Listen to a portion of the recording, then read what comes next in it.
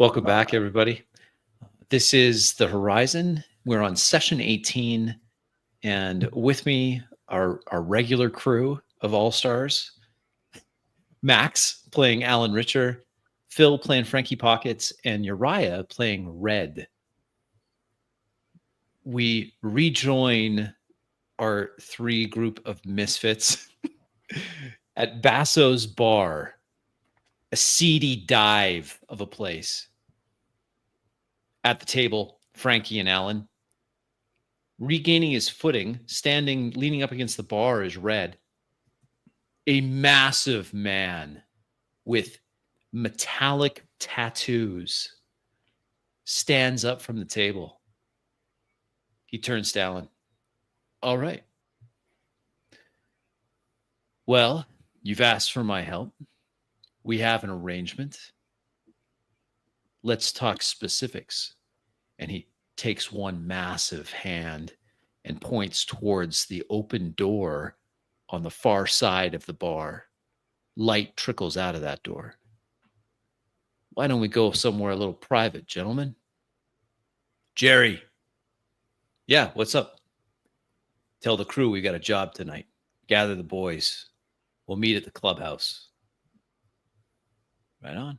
Jerry turns, gives orders to the other two bikers. They stand up, hurriedly leave Basso's Bar through the front door. Stand up too. And I say, wait a second, you got a whole crew you're going to bring in on this? What do you need us for? One massive, heavy hand falls on Frankie's shoulder. I sit down under the weight of it. No. He, vice-like grip, lifts Frankie. Feet leave the ground by an inch. Because, old man, we're in this together now. Sets listen, Frankie back on the ground, pats his shoulder, straightens up his collar. We're in this together. I get up from the table and I grab the bottle of whiskey and I pour some shot for myself and one in front of Chuck. So yeah, we're in this together, but you have also to respect what we bring to the table here.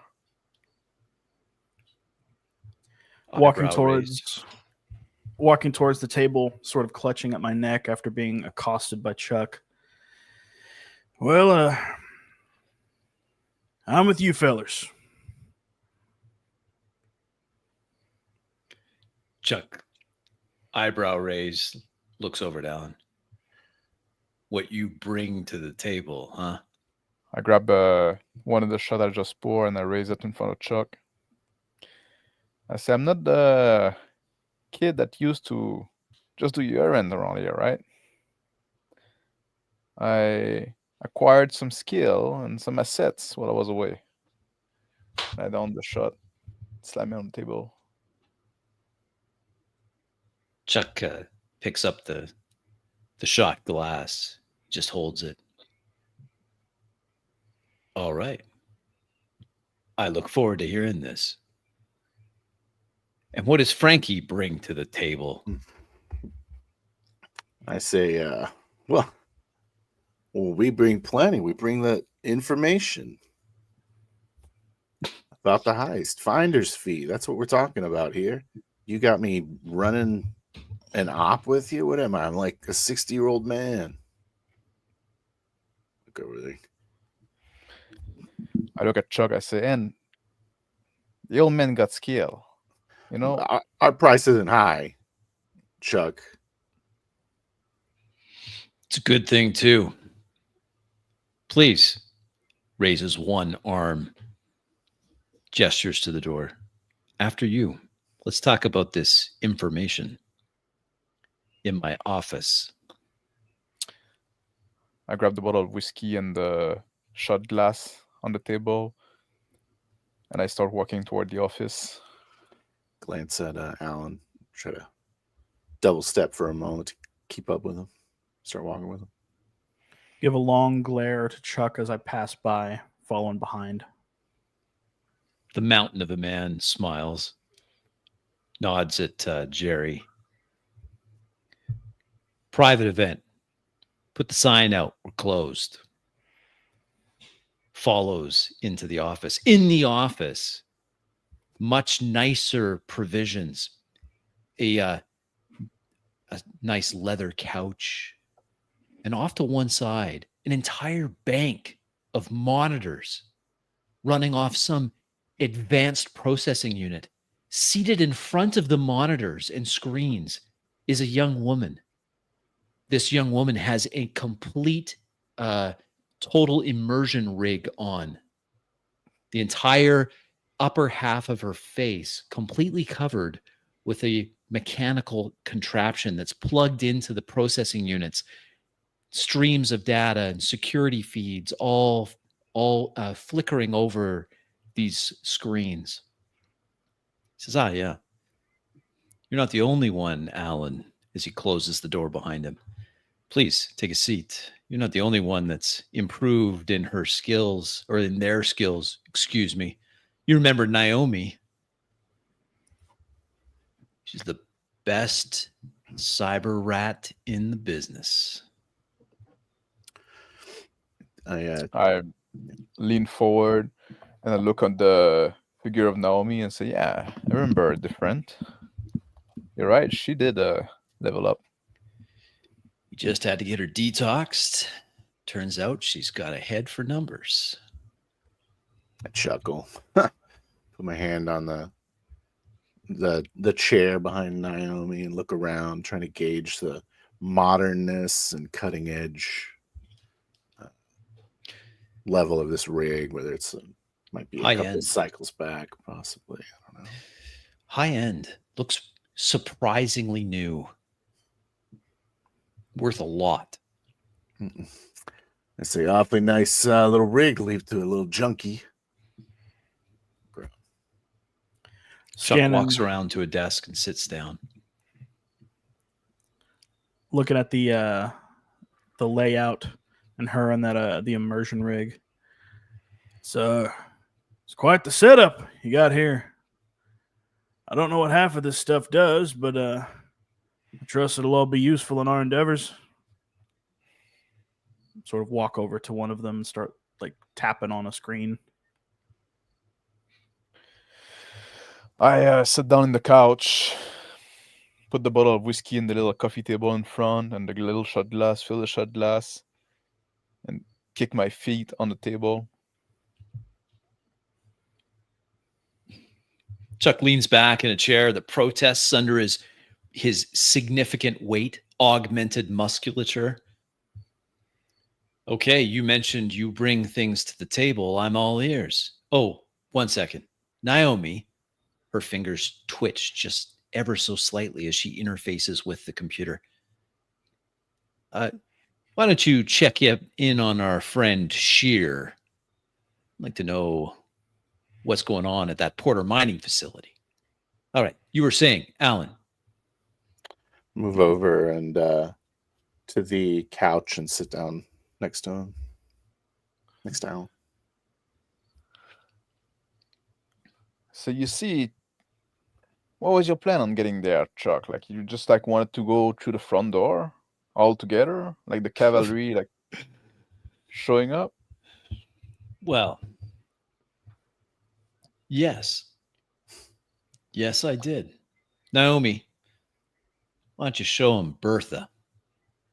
Projected in a hologram above the coffee table where Alan's feet rest, a wheeled land train appears, slowly rotating, very similar to those vehicles that were coming and going from the Porter mining facility. See, we've got a good gig here, Alan.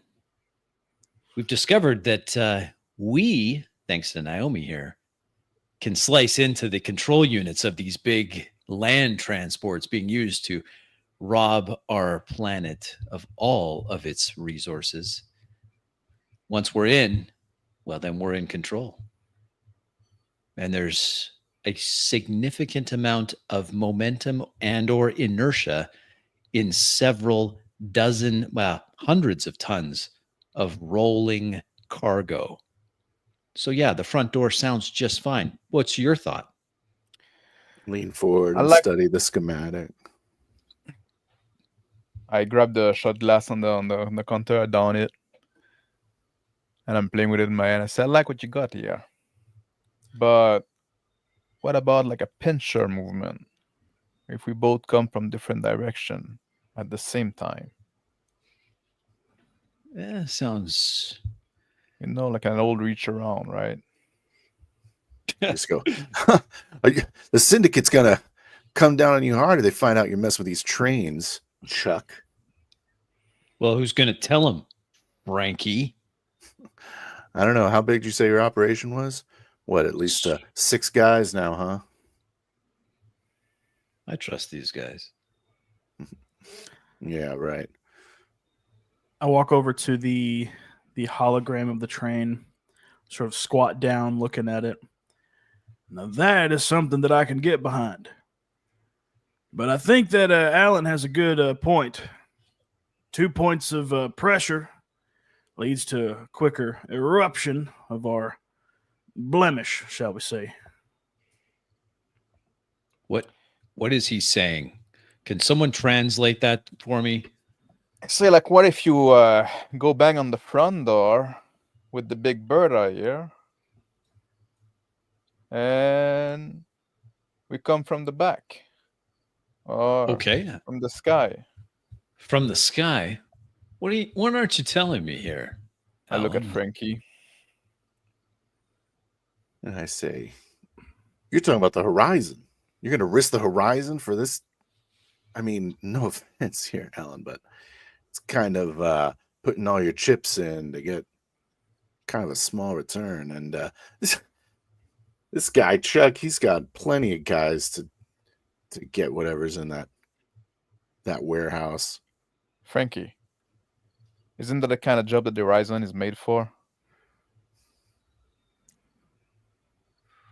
I look at Chuck, squinting my eyes at him. He smiles, picks up a 70-pound dumbbell from beside his desk and just casually starts curling it absent-mindedly. I guess so. Well, we do have another option.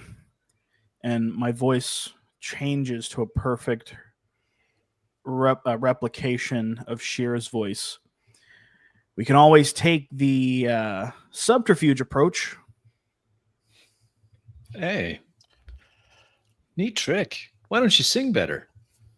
If you can change your voice.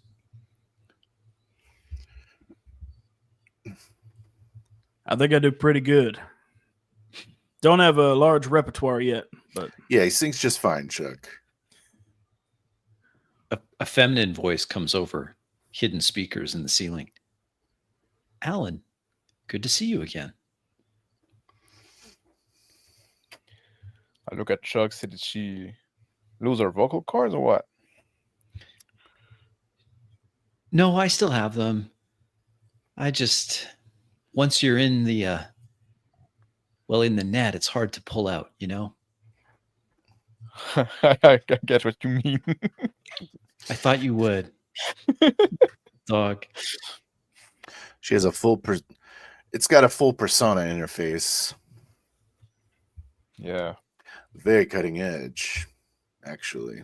Look at Chuck with begrudging respect. Chuck tosses the 70-pound dumbbell casually to his other hand where he catches it and starts flipping it with his wrist. So, Naomi, what's Sheer up to? You find anything? She starts listing off recent activities. Looks like our boy has been very busy. Ooh, well, that's interesting. Looks like he's been moving money around. A lot of money.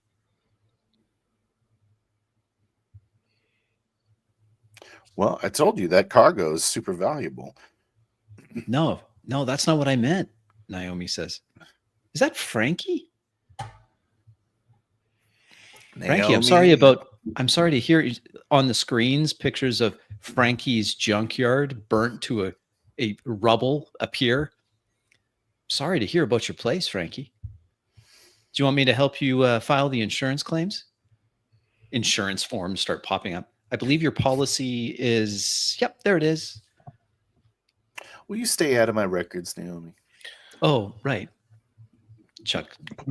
Put my feet down and I lean forward a bit on the couch, readjusting myself. So moving a lot of money, what do you mean exactly? I mean, he's not moving. It looks to me like he's not moving money electronically. Yeah, and I think I remember he was handing over like some kind of case full of credits or something, right? Maybe am I remembering that right? I can't. Yeah. To those guys in the black ship. You know what the black ship is, Naomi? What black ship? There was some smuggling ship. Some kind of smuggling ship. It was a strange, some other faction. I don't recognize them from. I walk over to her rig.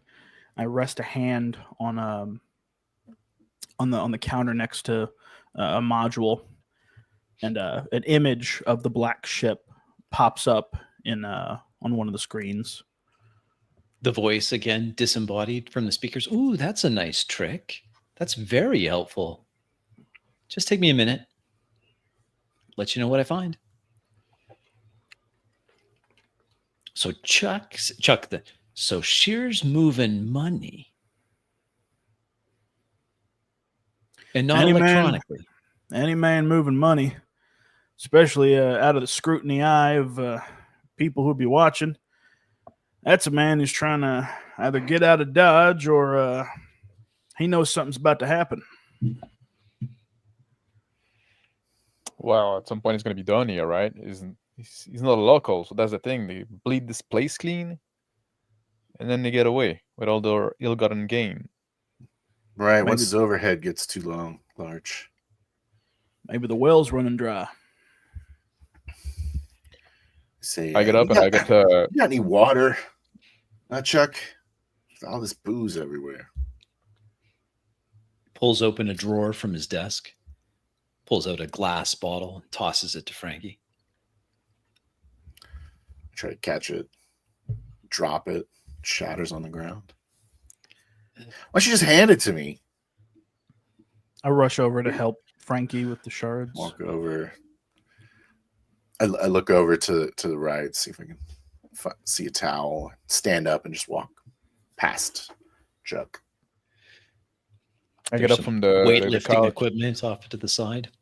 The towel. And I move closer to Naomi, and I put my hand on her shoulder as I lean forward toward the screen. She flinches a little bit at the touch. And I say, "Hey Naomi, like since you were in the insurance record and all, can you look at the Shears file specifically for some vintage ship?" Ah.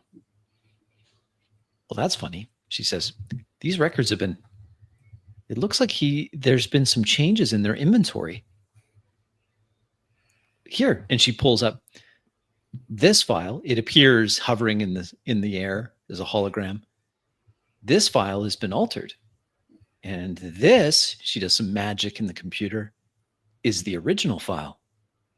Here's what's missing.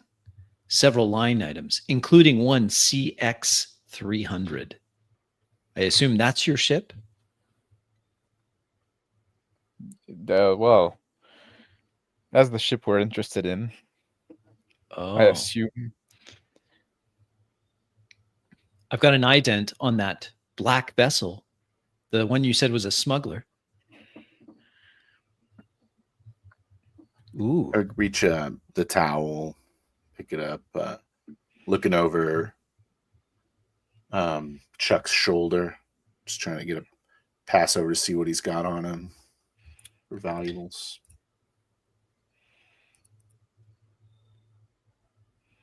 A high-end safe built into the bottom of the desk. biometrics to unlock. I cough and pat him on the shoulder as I lean over. Chuck casually holds the 70-pound dumbbell in one hand. So, Frankie, you ready to do some reps? And he tosses the 70-pound dumbbell over his head towards Frankie.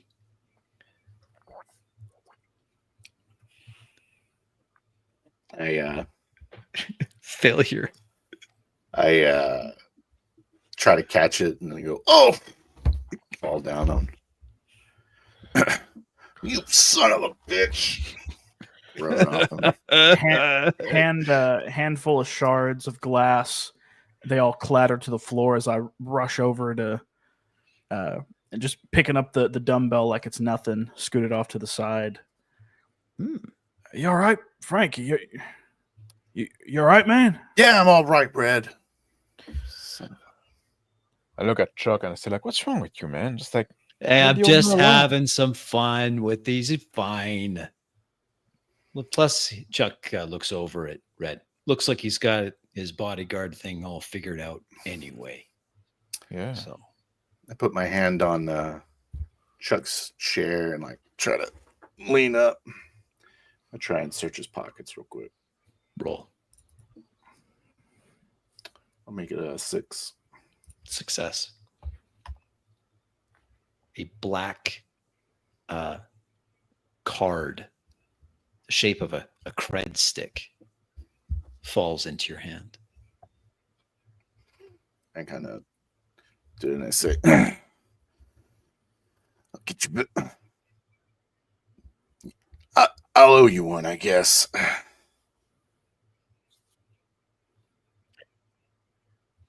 Naomi's voice comes back. Move over to the couch. I've got an ident on your ship. Pulls it up. An enlarged view of this black vessel. I think this is it. I think this is the Triads. The triads. Yeah. I think so, Here. she says. Yeah, here.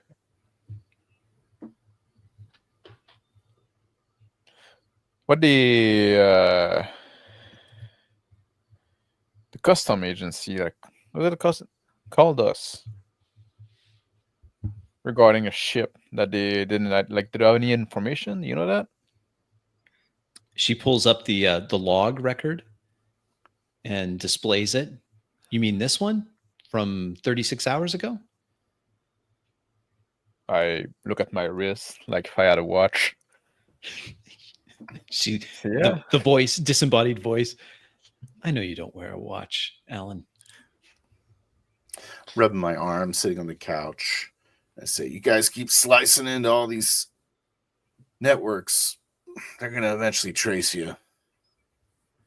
Pretty The voice sloppy, laughs. Chuck. Rubbing Maybe, my forearm. Chuck says. Maybe. Well, in all honesty, Mr. Pockets, I think if they knew that it was Chuck dipping his fingers into their business, they'd still probably just leave him alone. Yeah, maybe he's too small fry for them to bother. Yeah, that's it, Frankie. Or maybe he's worried fry. they'll throw a 70-pound dumbbell at him. All right, Alan. So you were saying you've got a ship. You want to come in from the air while we hit the front door with Bertha here. That's anything else we need to know? I'm going to have Naomi pull all of the records from Porter. I think that's a solid plan. I think that's a solid plan, right? You draw the attention to the front door, and then once they're moving, get in position, we draw the attention back on the other way. I just want to be clear on something, gentlemen. You told me you wanted to go after Sheer. Now it seems you're more interested in that ship. So which is it?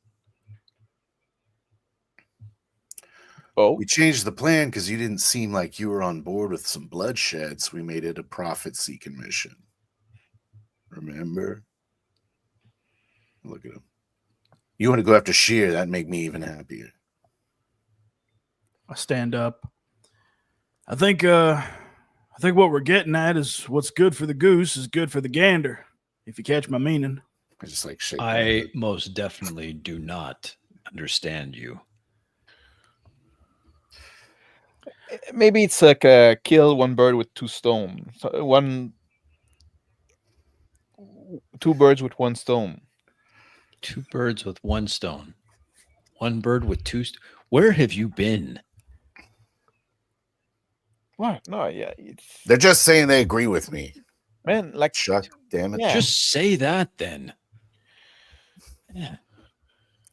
those fucking aphorism. It's not my. I reach You- over and grab you the go to ice bucket. college, Alan? What is this? Reach over and grab the ice bucket for the drinks and just like stick my arm in it. Oh, you're fine, Frankie. I walk over to now- Frankie, check on his arm. He got some subdermal Don't. hemorrhaging, but Scan me, Red. How many times I got to tell you that? fine. Sorry I even asked. My hands move from Naomi's shoulder to her neck, the back of the neck. I said, so now we gotta talk timing, I guess, right? If we're doing like a combined operation, air and land, we probably need to sync our watch. The watch again.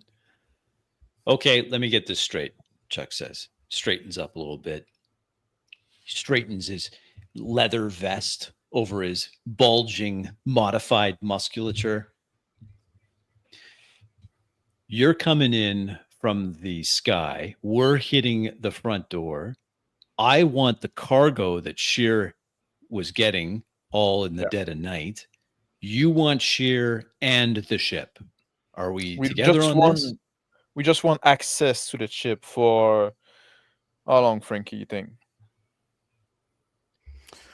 I don't know. We just got to get in it. So, depending on how he's set up the security, me and Red could probably slice it pretty quick. So, we could probably be done in 10 minutes. You want 10 minutes with his ship, whatever this thing that Naomi found. Well, I assume we're Assets also is going to great. take the cargo out of there. We get the Horizon is a cargo. cargo vessel. Yeah, well, we can transport it for you.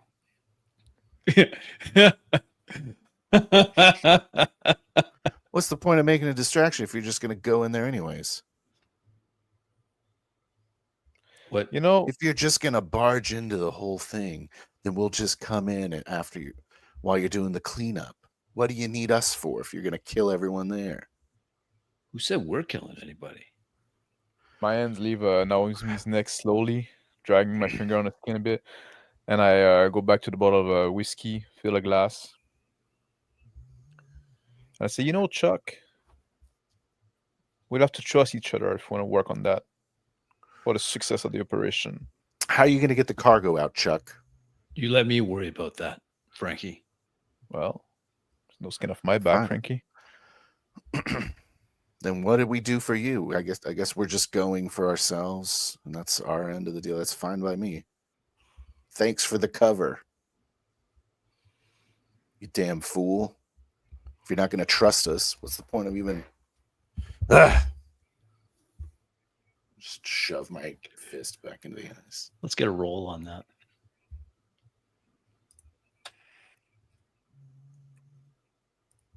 Oh, I trust you. I trust you just fine, Frankie. Yeah, well, that makes one of us. I raise my glass. I say, you know, if you want to take care of the cargo yourself, that's no skin off my back, you know? We're just trying to do our part of the deal, right? Bring something to the table Synchronizing as our well. watches, right? Yeah. and I down the shot. Looking up at the array of screens, I think what Mr. Pockets is getting at is we just want to have confidence that you're not going to double cross us in any sort of way. Now, what would I gain for double crossing you? I've already turned down the bounty. Can't forget about that.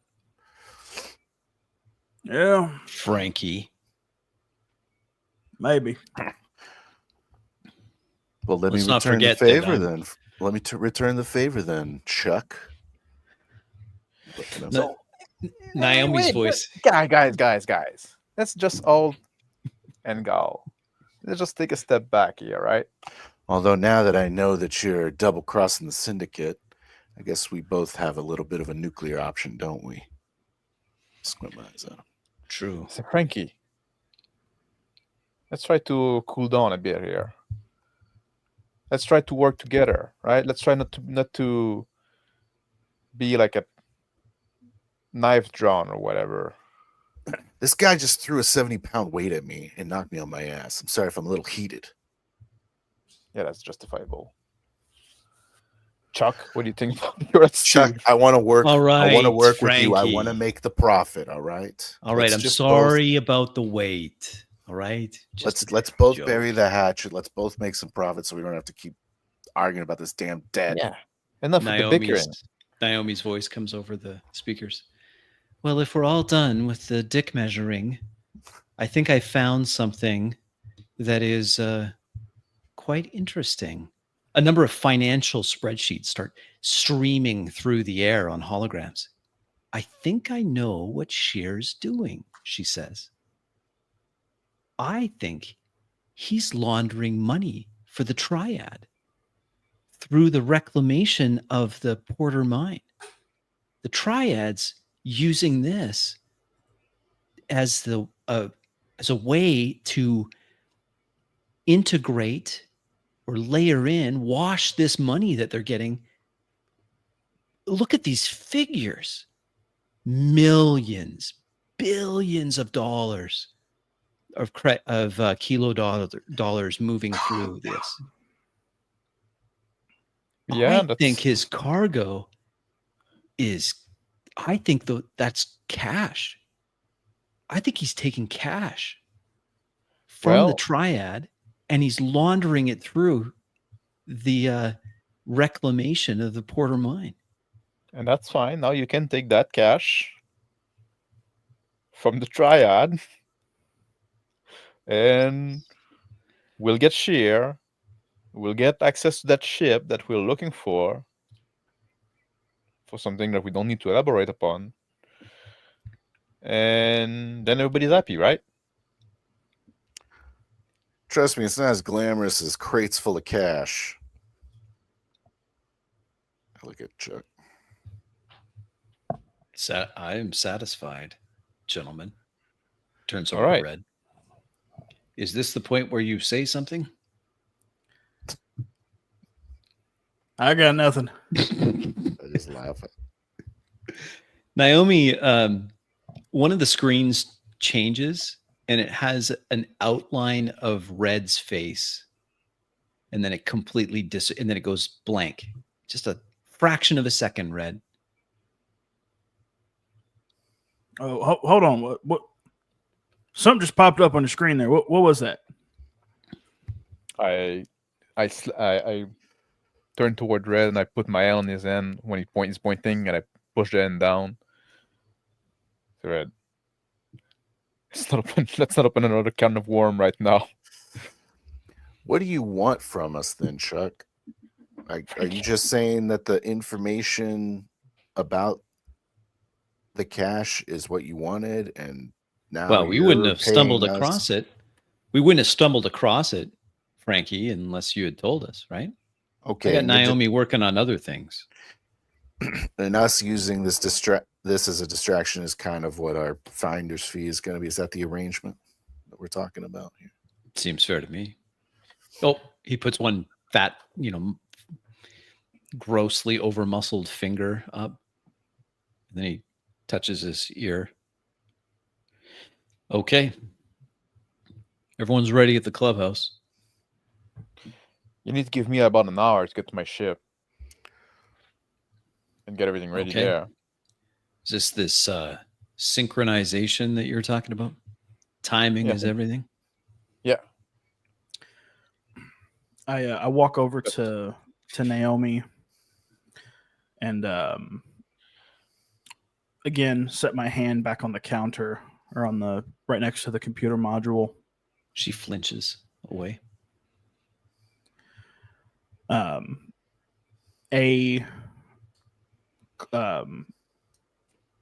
packet of data comes through a timestamp synchronization packet, allowing us to keep moderate track of one another. Through your induction pad on your palm, touching the desk, some coding is coming through from her end.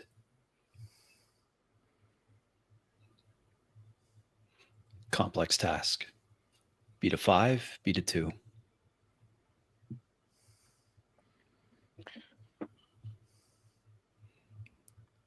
Alan. I turn toward the couch and I extend a hand to Frankie. I lift up the bucket, the ice bucket with my arm in it. And I put it down, then I get up with the grunt. I grab his elbow and I help him get up. So let's get going, and then we can get this excellent plan moving on, and everybody's gonna be happy, and all the tabs are gonna be forgotten. We go tabula rasa on everything, and everybody gets what they want, right? I look at Chuck. Chuck stands up, so big that he I look stands up up, taking time. He eventually gets to his feet. Red, make your second check. Success. Naomi's attempt to break in via the induction pad to Red's operating system fails. She's shaking in her chair, shivering. Chuck not noticing.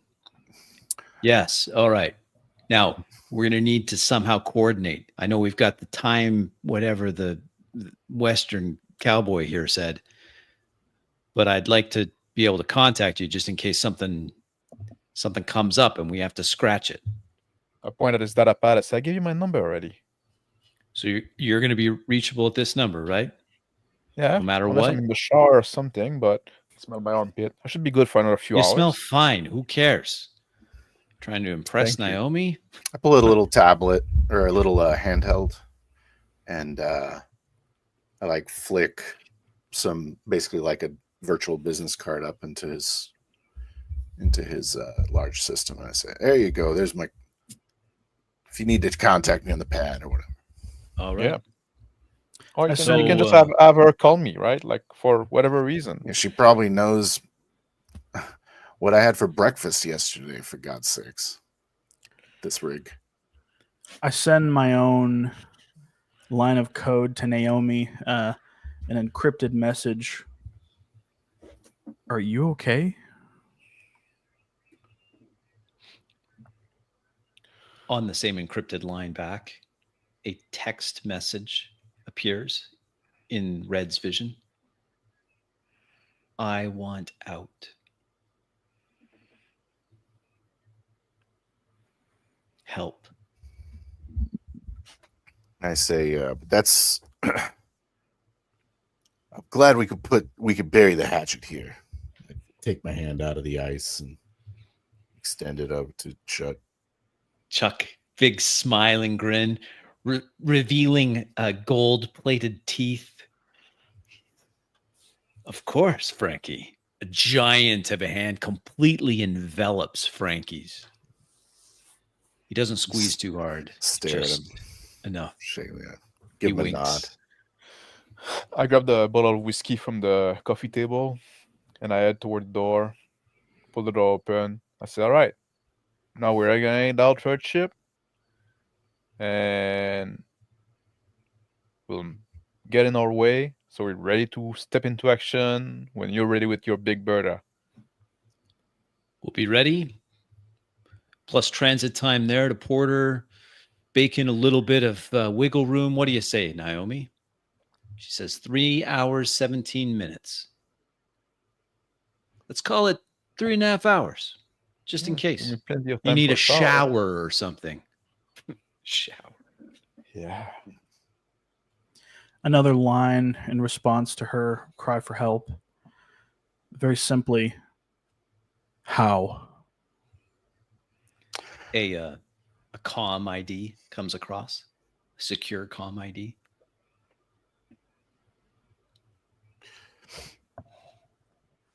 I tap turn- into it. Turn towards the door, pat Alan on the Richter, and I lean in. You're not the only one in here that needs a shower. Start walking towards the door. I lean on Frankie. I say, okay, but I go first. We're not doing together. I mean the elephant in the room over here. Gesturing back at Chuck. Chuck strolls over to the weight equipment to the left of the room, sits down and starts repping out these loaded up plates on a bar that's already bending under the weight. And he's doing it for reps. I look at him and I shake my head, and then I get out of the room. I say, Red, we're going. Start following behind Alan. Yeah, just a minute. This packet's taking a little bit longer than I expected, and I am. Go ahead. I'm inspecting that comm link to make sure there's no funny business, no Go ahead, roll. Trojan horses. Success. It's a throwaway comm ID. Anonymous. Glance back at Red, wondering how it could possibly be taking this long. The speaker comes on. Yeah, I got it. Got the time. Should be synced. We'll be in touch. Alan, really good to see you again. Good to see you too, Naomi. You too, Mr. Pockets. Just from the other side of the room, I just like turn, looking through the door, and just raise 2 finger. She doesn't move, doesn't turn around, still facing without moving hardly at all in her chair with the immersion rig over her face. I say, remember to touch grass sometime, girl. through just slight grunting as Chuck continues to just press through these shoulder presses of easily 600 pounds just for reps. Yeah, she gets out. She has as much grass as she wants. He says, don't you worry about it. We'll see you 3 hours and 30 minutes. Yeah. I lift my hand from the pad and I place it onto her shoulder, give a reassuring squeeze, and then turn to walk towards the door. I squint at the Red when I see him touching her. I'm just walking outside, standing out there first, just looking around, shaking my hand. Pull out the black credit stick, take a look at it. Polished black, like a piano finish. I wave at Jerry at the bar and say, have a good evening, guy. Good seeing you, Jerry. Alan. He says, polishing a Always glass a with a pleasure. dirty rag. With the bottle of whiskey still holding it against me, getting outside the bar.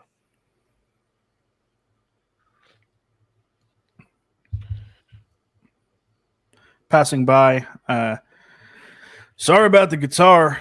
I can't really pay for it. I don't have any money, but I'm sure it'll be fine. He just watches.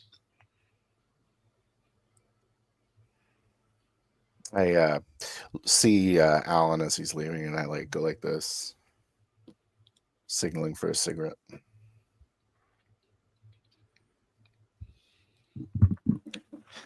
I Not a look bad embarrassed deal. with the bottle of whiskey in my hand. I extend it to Frankie. Grab my pouch of tobacco. Start rolling.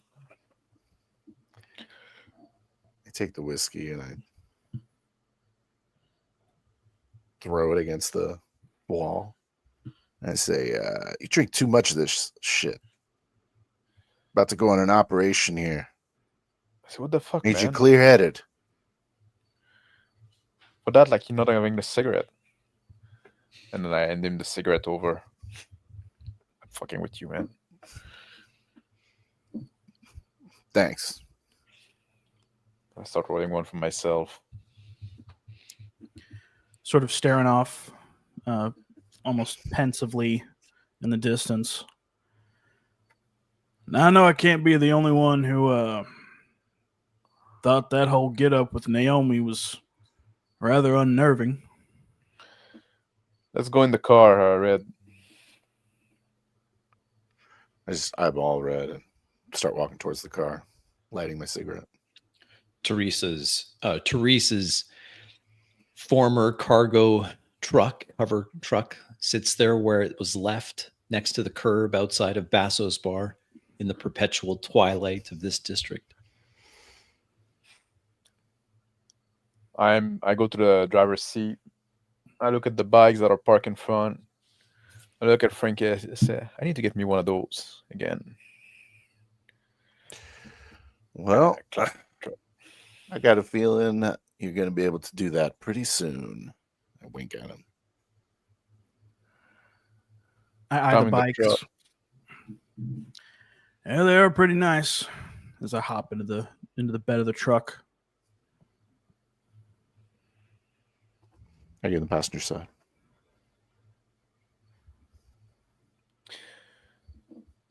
I start the truck. I back up. I head on the highway. Silently, just staring in the front.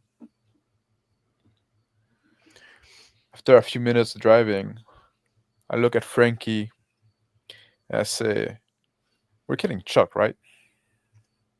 I say, I wasn't expecting to kill Chuck. Ah, forget about it. Maybe we shouldn't. But I do want to take at least one of those boxes of cash. He doesn't know how many boxes there are. I take a moment to tap back into that comm link. Naomi, can you hear me? Yes. Yes, I can hear you. You should know he's going to hit the Porter mine before you get there. He said 3.5 hours, but he'll probably be leaving in 2.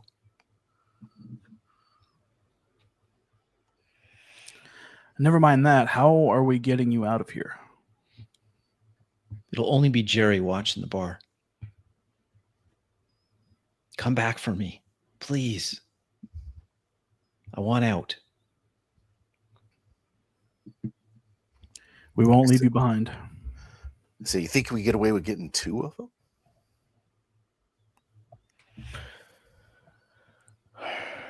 Greed. It's a hell of a thing, eh? I lean my head through the window. I think Chuck's gonna sideswipe us. Of course he is. Sideswipe us. I think he's gonna pull the rug out from under us. I got word that he told us 3.5 hours. He'll be there in 2.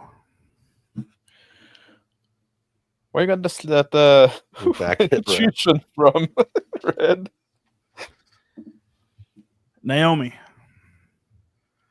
We Hey. established No shit. a comm link, and she wants out. I guess this is her way of paying her way. I guess. I take a cigarette out of my mouth. I turn toward Red, and I blow a big puff of smoke. I said, "I don't appreciate you going to NZ with my girl there." I look Whoa, over at whoa, Alan. whoa, Alan! I apologize, but as far as I'm concerned, she's closer to me than she is to you. But We got history that's We're talking about Naomi, the junkie. That's what we're talking about right now. And now she's plugged into some machine. she let I me don't know. know. Aim higher, Alan. That's all I'm saying. She let me know that he's planning on hitting the mine in a couple hours.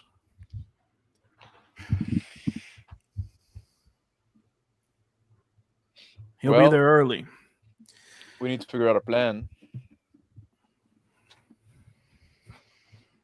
I say we stick with the plan. Just move it up.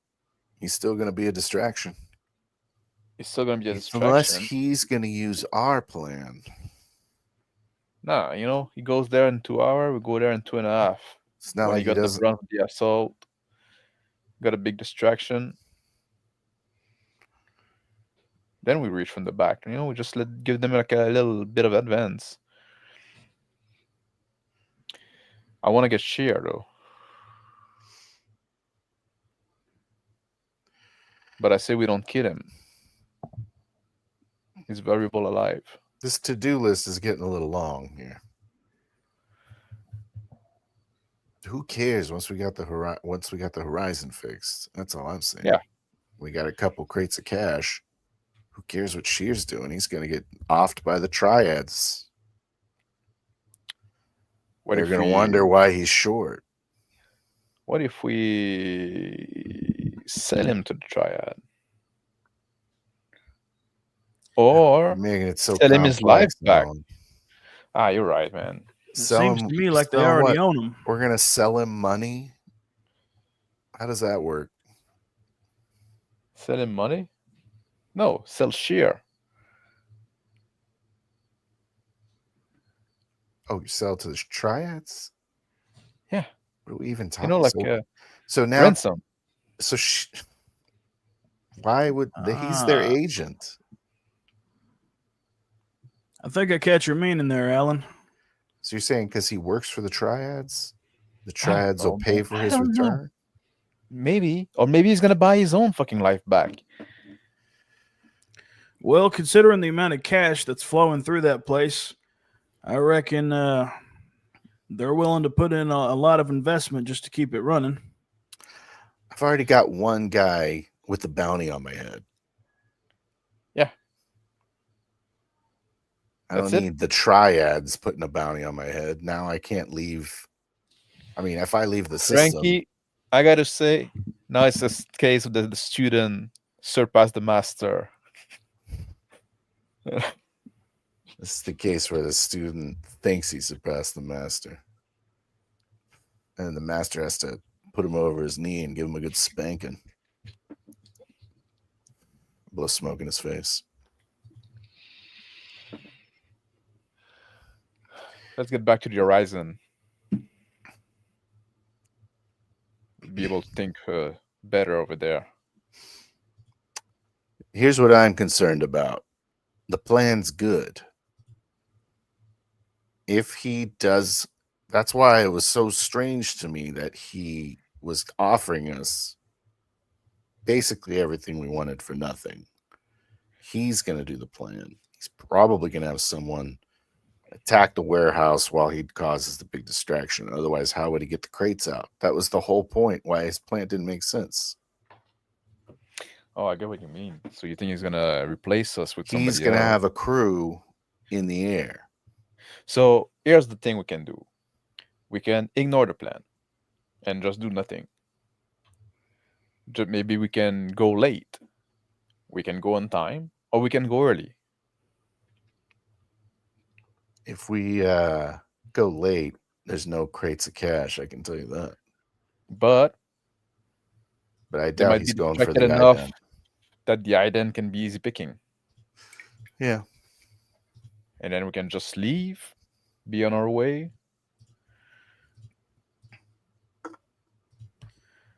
And not be tracked by, well, I'll tell you about that some other day. Well, I figured there's a reason you need the ident. Alan. Yeah, just like some little scuffle here and there with some more or less important player. Red. A message comes through from Naomi's comm. Chuck just left. Curse under my breath. Chuck's on the move. We may have less time than we thought. Right, he cannot fucking move this train to the speed of light. Can he? I look at Frankie. He's got to organize his guys. Can't just start a war. We have at Well- least the advantage. There's just the three of us. He's got to organize a whole attack or whatever. I don't know. Well, hell, we're having a tough enough time doing it with just us three. In any case, we know he's on the move now. We're not just us three, Red. You haven't met her yet, but we have the Horizon. She's quite the capable gal. And Naomi. Okay. I look at We have Frankie. Should we go back, pick her up right away? If Chuck left now.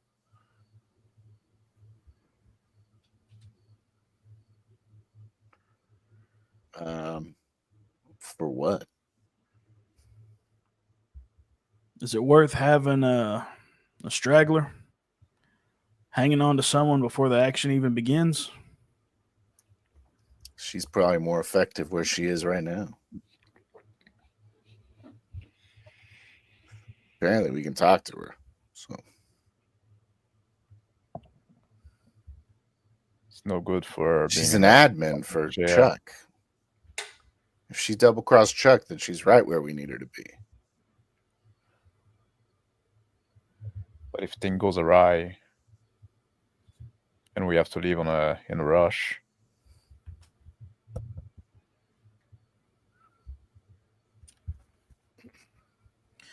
How about this? If things are going well enough, maybe I can find a steel horse or something and get back and snatch her up before we have to go. Yeah, no offense, Alan, but we're talking about some junky bitch from like you knew her 2 years ago or something.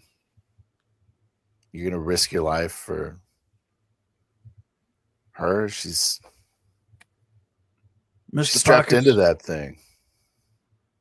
Mr. Pockets, no offense, but I know exactly what it's like to be a slave to your own circumstances. To be tapped into something that you feel like you can never get out of. I was given my freedom. See, Frankie, that's the thing. What was right? that? A movie or something?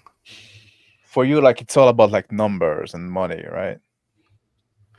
That's also about getting out with before they get you, Alan. All about your own skin, your own pockets. All right, so you get a name from.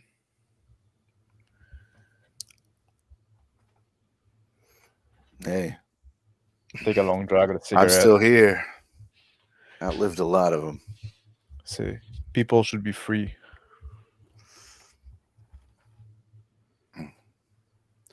Sometimes people reap what they sow, Alan. Who knows what would have happened to her if Chuck didn't take charge. Everybody is worth. Everybody deserves a chance to reform. Everyone deserves a second chance. There's that bleeding heart of yours. Well, At least I have one. I point behind to Red with my thumb and say, "See, and the fucking machines get it." Yeah, he's a programmed white hat, Alan. I look at him and I say, you know what, Alan? If that's the road you want to go on, I got your back. I just want you to at least consider the alternatives are out there, all right? I keep driving toward Frankie hiding spot for the horizon on the outskirts of town. On one of the places that have been like mostly deserted. I speed up. So no, you're right. She might be more useful there. We'll come back. We'll get her afterwards. It'll be fine. They're going to be busy with this little who knows what. It's gonna be hard to get her I back. doubt he'll even suspect that there's anything awry with old Naomi. It's gonna be hard to get her back when Chucks want our skin, which we both know he will want after we're done here. If we get Naomi now, he's going to know something's up because she's probably coordinating his op. Well, it sounds like we need to go early. Then we don't have a distraction. We We may go not in need at one. the same time and we take out the strike team that's going in from the top. I don't really know if we got the firepower for that, but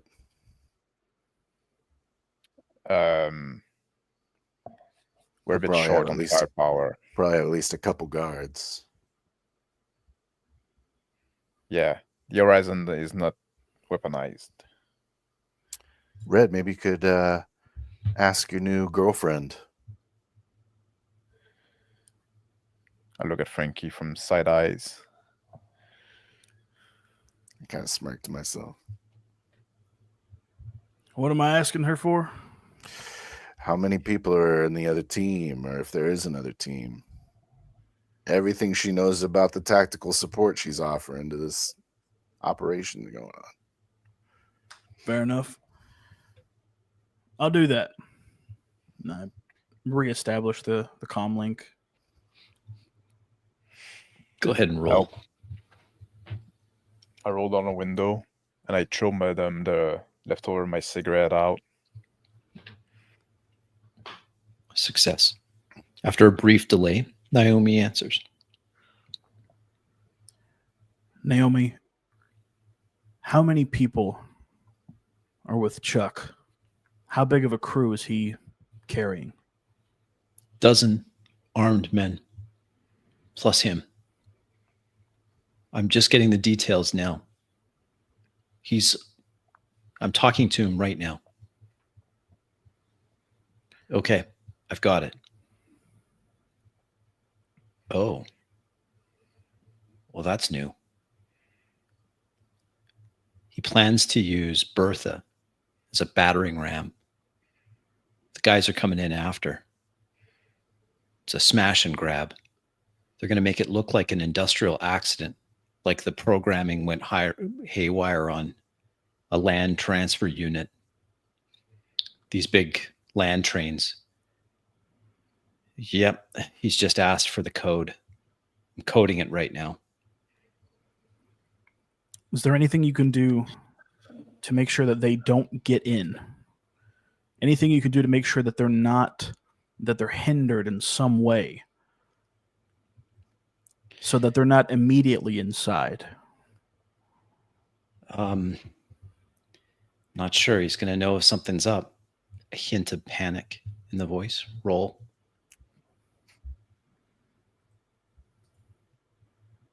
Stay calm. You're okay. He's going to know. He's going to know. It's going to be fine. We're going to get you out of here. We're going to try to get in there early. I've just told him it's going to take me a little longer to get the coding. I've got to bypass some other security protocols, and I've got to make it look like it was an accident. I can give you maybe another 20 minutes, but That'll be that's enough. about it. That'll be more than enough. We're going to get you Well, out of here, Naomi. I'm pulling out the cred stick and I plug it into a handheld just to kind of see what I ended up picking up from Chuck. An encryption key password prompt.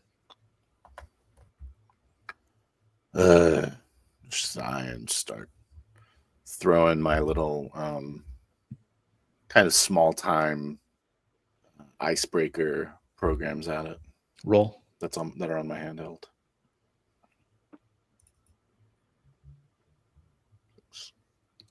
Chuck is not an encryption genius. The ice slices through. He was carrying in this cred stick 250,000 kilo dollars. 1, 2, 3, 4, 5. I say to Alan. I show him the data pack. Can you believe this idiot? I look at Frankie. I swear, it's like a lot of people use that as code. That's what I use on my luggage. Say, you need me to. I'm glad you met me again, Alan. As the building get like sparser and the traffic gets lighter, I drive toward like a warehouse, that abandoned warehouse that the roof is collapsed, and I pull in.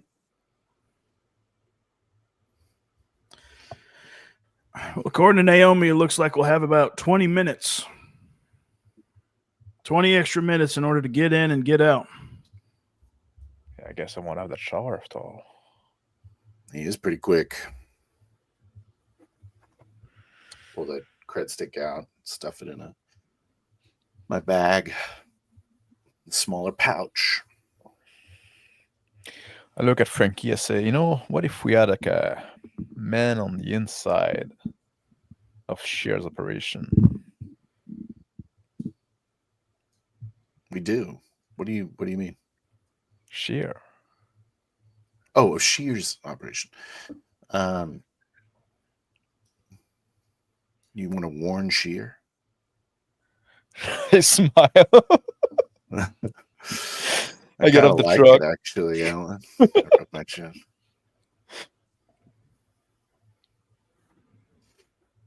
I'll certainly improve the distraction. I slam the door behind me. Maybe we can make a deal. If he's selling the ship, he doesn't care for the ident. We do a little swap. The new buyer doesn't know any better. And we let bygone be bygone. I look back at Red and I say, what's 20 minutes? Is there an air team? Or what's the plan? Naomi, does Shear have an air team? Does Chuck have an air team? Wait, I'm checking. He's getting impatient. Roll.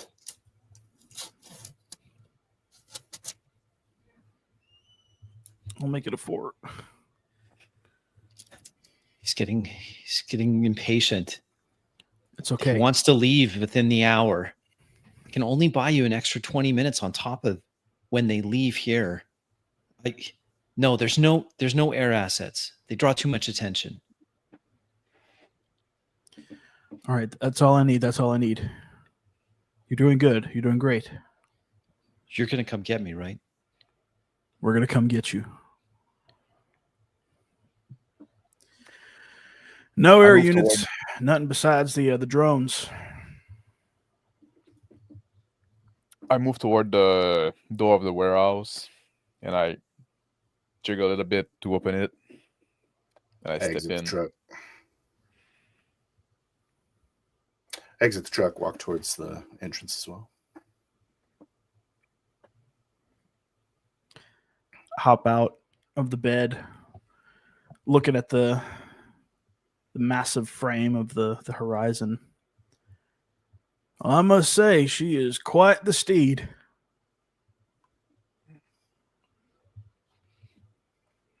She is. I walk past the door that Alan entered and head to the left. I've been here before. I walk to the next to the door of the Horizon. I put my hand on the hole. I said, I missed you, girl. and then I cover the code pad, and I put my code in to get the ramp down. 1, 2, 3, 4, 5. I look over my shoulder at Ramp. Frankie, making sure he doesn't see me. I'm over at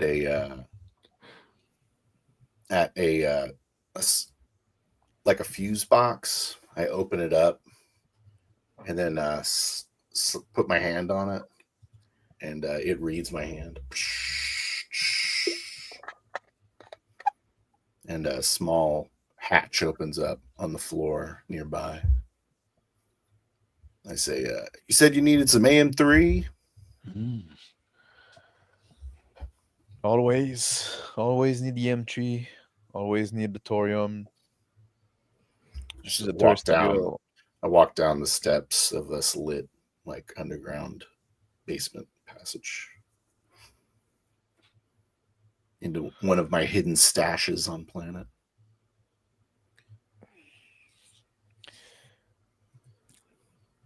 Climb up the ramp onto the horizon, sort of taking a look at the open, the sort of the entrance area. Red, make a miraculous save for me, please.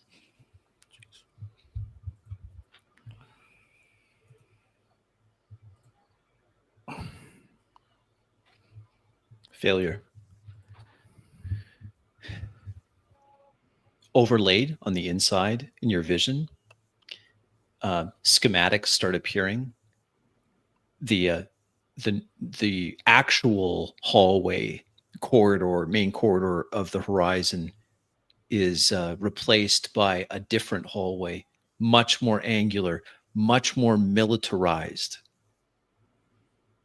A fast attack craft, perhaps a corvette. Red, disoriented.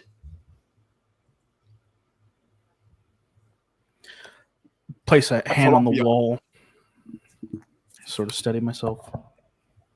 Follow behind Red on the ramp, and I say, "Take off your boots, cowboy." It's a no shoe kind of ship. I'm sorry. What was that, Mr. Allen? What'd you say? Your boots. Take them out. Oh, I take my little slip-on mules out. In this lower basement area, lit up with some. It's very clean here, not like my junkyard. Lots of lights go up the sort of seams of the walls, just kind of leaving a nice fluorescent ambiance. I move over towards the back of the storage facility. We see a number of canisters. I plop down on a bench, start to slip off a boot, but it's not a cowboy boot. It's a combat boot.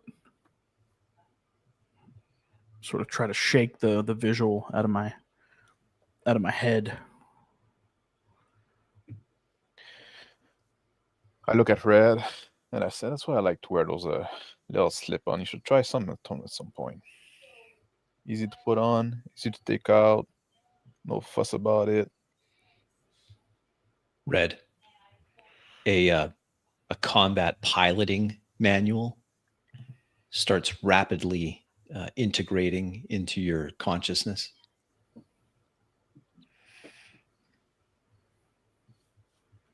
I move I grab a grav lift, slide it over to start like collecting a few canisters of AM3. Start whistling a jaunty tune. I look around and I say, "Oh, I thought I had more." I shrug and start walking over towards the ramp. My grav lift. Red, roll D6 for me.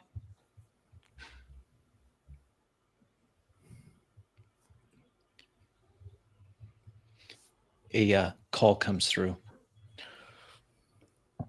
Naomi.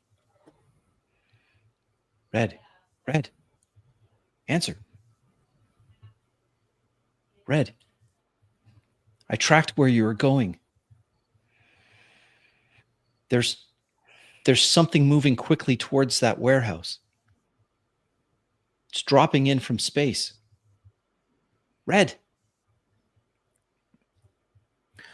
I respond back. This is Recon, an elimination droid. State your directive.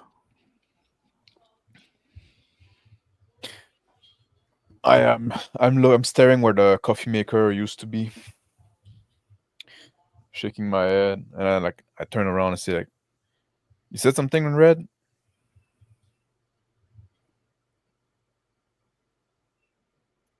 Pushing the grav lift up to the ramp and turn it around and start kind of pulling it up the stairs backwards.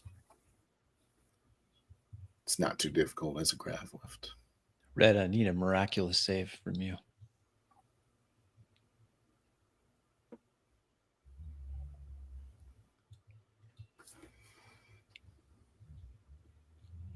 A new message appears, Red. Recon unit. Stand down. Prepare for retrieval. Ping location. Over. One boot off. I stand straight up. Reconnaissance and elimination droid. Standing down. Location. Latitude. -5.1342. Longitude. 4.7256. Halfway on my way to the cockpit, I stop and I turn around and I look at Red being all weird. I say, fuck, man. I start heading back toward the ramp. I'm walking towards the ramp with the grav lift, and I say, I figured we might be leaving the planet if we get that chip, because we'll have two people trying to kill us, or at least me. You weren't going to leave your old pal here to die, were you, Alan? We might have 3 people trying to kill us. And I right, the guy's after you, right? I nod toward Red. Well, whatever. I said, no, your buddy is going all weird again. What? I just kind of hustle, pushing the grav lift up the ramp of the horizon. Still repeating the same coordinates, describing the planet and the system that we're in. Seems like he's calling for mommy. I say, oh shit, and just kind of release the grav lift, and it falls down on the metal deck, and some of the canisters fall off and roll around in the storage bay, and I hobble over there with that bum knee over towards Red, and I say, Red, you okay? I'm pulling out like an interface cord from my bag. It's attached to the rig in my backpack. Go ahead and roll, Frankie. It's hacking. Success. Red. I'm coming at it from trying to get it into his neck. Just looking. Roll with Boone, Red. I grab the grav trolley, and I start bring the fuel back toward the refueling station. Red, your faculties are yours. One Longi- missed call from Naomi's number. Longitude.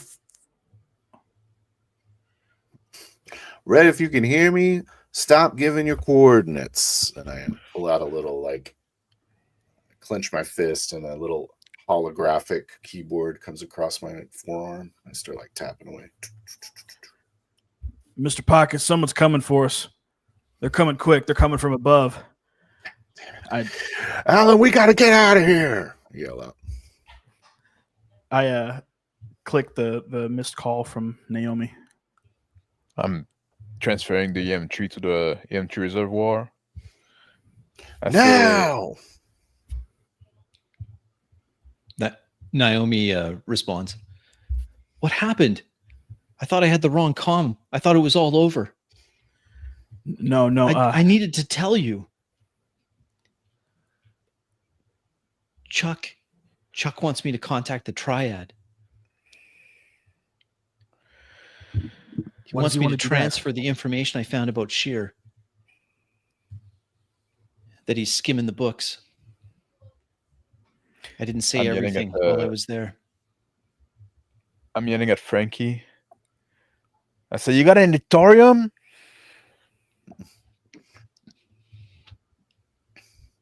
Yeah, I got thorium. Go ahead and roll.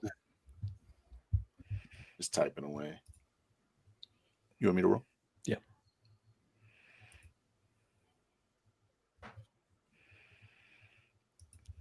He's got. Well, bring it over. It's down below. We don't have time for that. Are you out? Totally out? Yep. Well, you're the one that can walk, damn it. Get downstairs. It's still open. I start running with behind the grav lift, and I yell,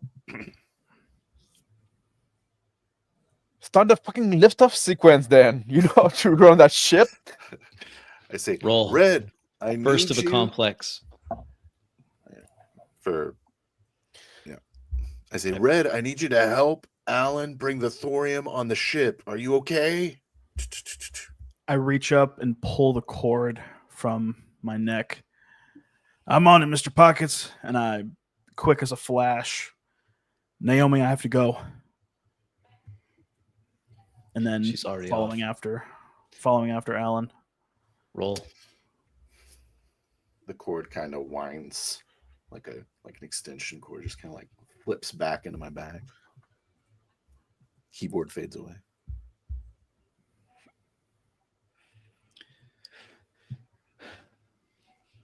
Okay. Success. One more task remains for the complex action. So I jump down, leaving the lift up. I jump down the Frankie stash, and I start looking around. And there is like a light that is a little like witness slide that are over. I grab a canister. I start dragging it.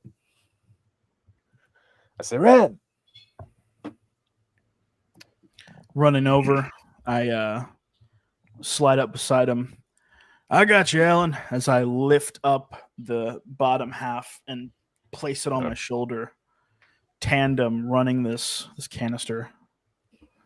I'm back in the engine room, looking around like, what'd they do to this place? I'm gonna find the engine startup sequence and Success. all of the valves to open. Like a familiar couch. Just Noticing that it's like a lot more smooth than I had it set up before. Oh, that's pretty smart. I climb back up the ramp, and then I whip my swipe my bare feet one against each other, just to try to get the dirt off. And I run toward the cockpit. The alternating sounds of a hard heel and metallic foot clanging against as I'm running with just one boot on. Still following after Alan, holding the other half of this. I walk over to the ramp and see Red with the large canister and just get out of the way. And I say, put it over there. And I point over towards the thorium tanks.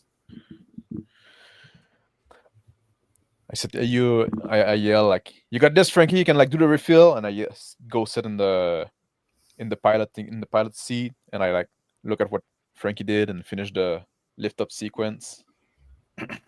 Yeah, I know how to pump some gas, Alan. Just turn on the damn ship. Well, now it's up to you, man. You know, walk over to the. You're going to get the engine started. I plop down in the co-pilot seat, and the schematics flowing through my brain. I continue any processes still needing to be completed. A new menu item read pilot appears in your vision. I close the ramp of the ship from the piloting bay, and I go to start the ship. Takes a second. With a throaty roar, massive turbines spin up. The ship comes to life.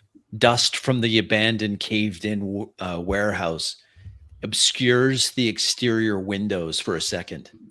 There's a rumble through the deck plates as the horizon wants to rip. Right on cue, I like attach the thorium, and I say,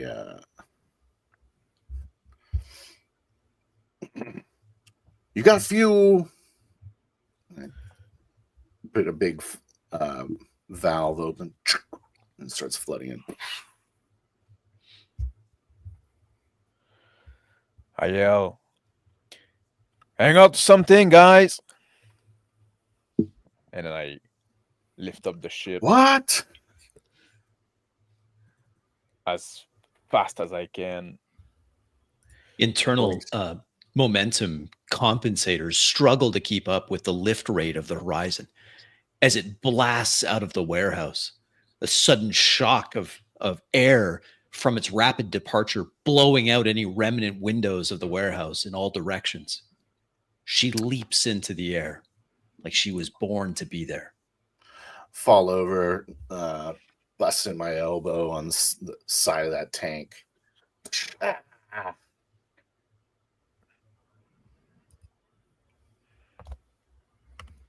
Holding on for dear life in the seat, my feet positioned in such a way to compensate any centripetal force. My eyes dance over the gauges and the screens. Upgraded sensor units pick up all surrounding air traffic out to 100 miles and beyond. The horizon's pulling in data quickly. Already, there's a query, a call coming in from space control and air traffic control on Tuck 5. I ignore the call, and I maneuver the ship to quickly go toward the mine, like the shears operation. Success. The horizon leaps forward, breaking the sound barrier multiple times. She streaks through the sky. Kind of slide back with a couple of other loose items towards the back of the cargo hold. I grab elbow. I grab my port from my arm, and I plug her into one of the female ports on the Horizon's dashboard, and begin to sync my capabilities with the ship. Roll. I lean over the intercom and say, like, "Frankie, come over here." Just laying down on my back, and I go, And I like sit up, slowly like, pulling myself up. It's slow to get to the intercom. Red, a call comes in from Naomi. Just a query. This you? And it's a grainy image of the horizon streaking through the sky. Indeed, that is us. We're airborne, so we're on the move. So is Chuck. But at that speed, you're going to get there way before him. I sent the message. The data's going through, bounced it through several different dummy accounts to the Triad, trying to disguise the location or my location. And then, please come get me. I can't do this anymore. Don't worry, we're going to get you. Turn to one side. They're planning on using Shear as collateral. Apparently, he's been skimming the books. Naomi just left that part out for some reason. She's already called the Triad. I guess they're gonna try to use him as bait, get some extra out of him. So we should be there well before they are.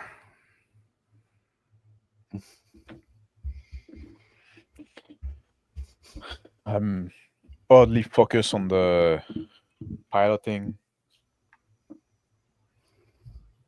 Looking over my shoulder. Slowly get up and slam the button on the intercom, leaning against the wall, and I say, is anyone following us? You got anything on scanners? I slap a hand on a module, running a quick scan of surroundings. Horizon should be able to pick it up.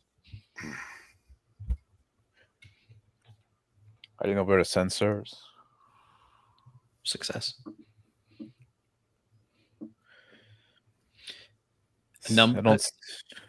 Nothing moving quick enough to intercept. Coming from out of system rapidly, just in the upper atmosphere is another ship. It's diverting. Sensors on the horizon suggest that it's moving to an intercept. I press on the intercom. I see nothing we should worry about now, Frankie. Should call Shear. Let's put Operation Chaos in movement. I kind of look around like, what are you talking about? Call Shear. Tell him Chuck is going to hit him. Make sure that we let gun be by gun. We talked about that in the car. Oh, right. The distraction. Yeah. You want me to call him again? Well, he knows you. Can you be Yeah. charming for once? I'm always charming. I let go of the intercom. Come over here. Call him from the cockpit. I kind of take a step and rub my knee. Look down at my bloody elbow. Alan, at current trajectory and speed, the Horizon will be overporting the Porter mining facility within 5 minutes. I curve around a bit to not go there too soon. I want to make sure that the skull can go through first.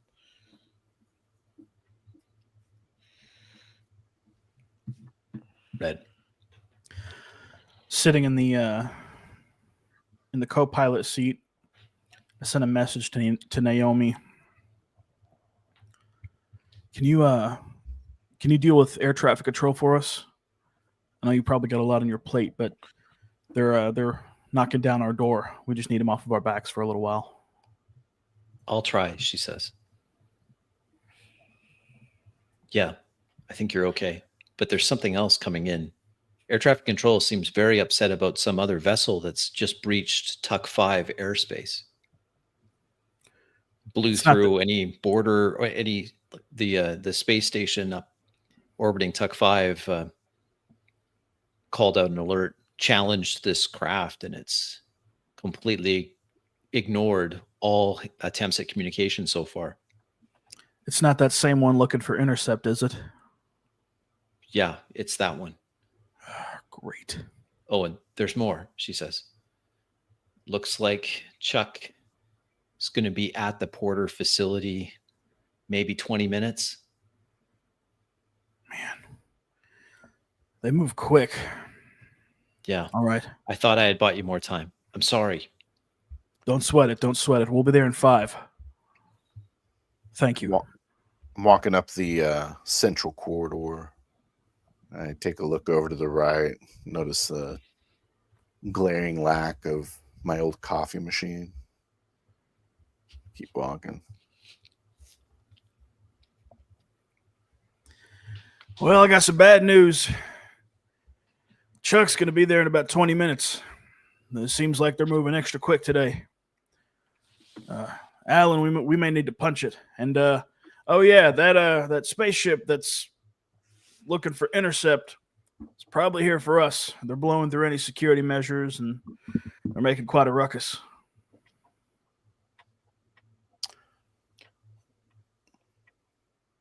Well, it's not a party until like the whole crew is there, right? I take a step into the bridge and I say, "You mean they're here for you, right, Red?" Yep. Seems like it. Look at Alan and I say, "All right, you want me to call Sheer? We're about to get attacked by these guys. I don't know what. Whoever wants Red back." Well, let me think about that. Let's call Sheer first.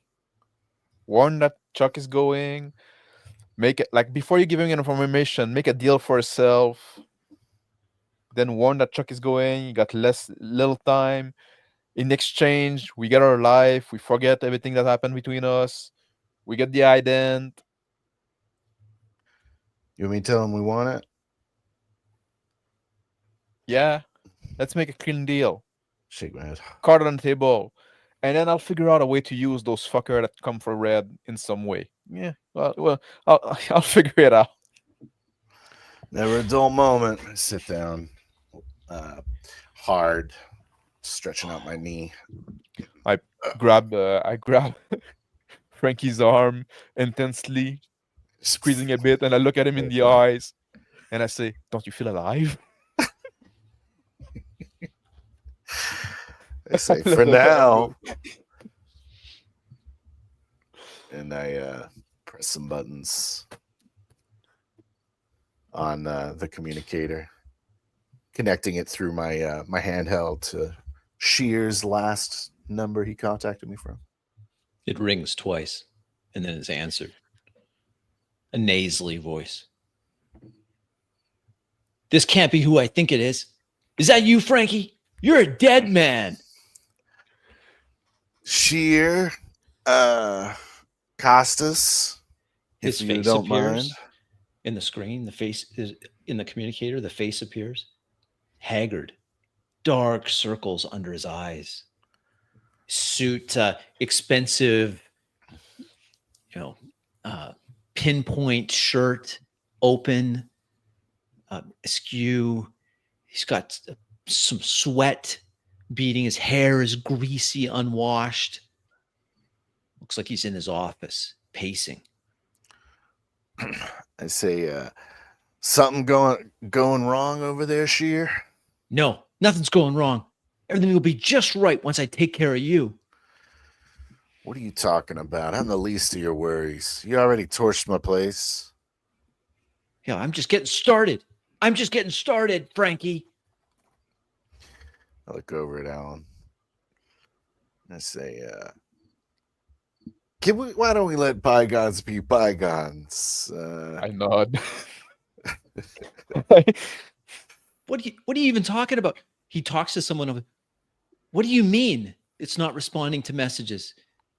What? He looks back at his communicator. Where are you? Me? Where are you? I'm not even on the planet right now. No, you're on the planet. You wouldn't call me if you were. You're absolutely on the planet. Listen, I got roots here on Huck or Tuck.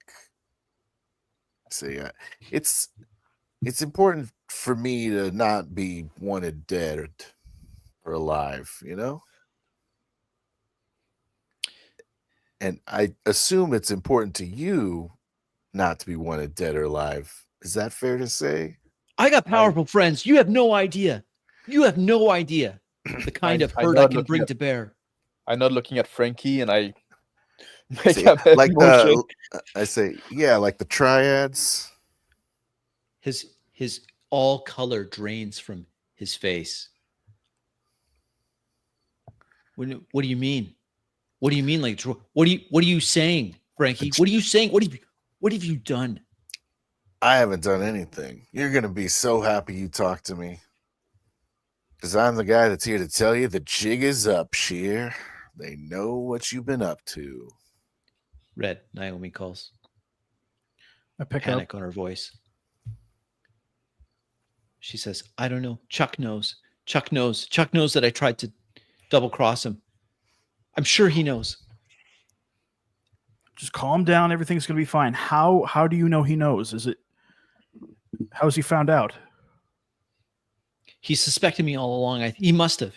Otherwise, why would he adjust the speed of the land train or the wheeled train? Why would he do that? Relax. He knows it's a volatile situation. He knows that anything can happen. It's all just going wrong. Tuck Space Command has just scrambled interceptors. Great. Looking over. I lean down over. I lean down closer to Frankie's communicator and I say, "Listen, Cher, you don't know me. My name's Alan, and there's somebody that's not us coming to get you. You have about less than 20 minutes, I would say now, before they're there, and they know what they're doing. They're gonna get you." With spittle coming. Okay, roll.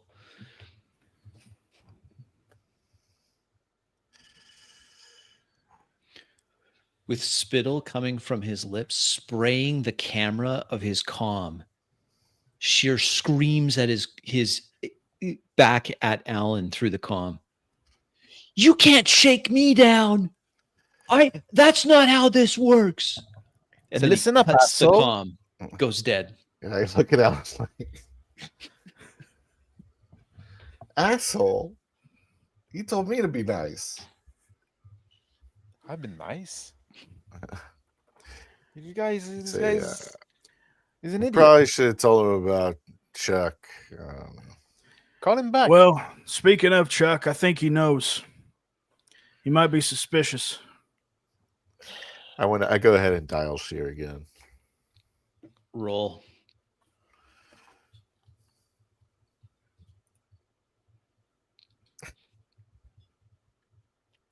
You get an answering service.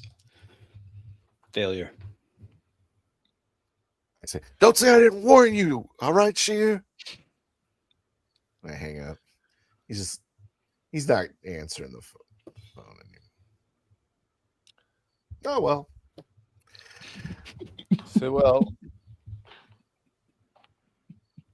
Chuck is gonna go there. He's gonna hit Sheer. Yeah, at least we Try know he gonna get doesn't have an air involved. team, so we're in the clear. We just gotta wait for him to hit the spot, and we'll. And then just go whenever Just go the dust settle down. Yeah, he's not going to be interested in the CX300. And even if he just was, get our ident. we'll get it from him. I don't want to get it from Chuck. Just want to get the ident while Chuck's distracted. We don't need to go plan some other operation where we put our lives on the line for a stupid ident chip. I swerve the ship around and I start flying it toward Chuck's bar. The Basso.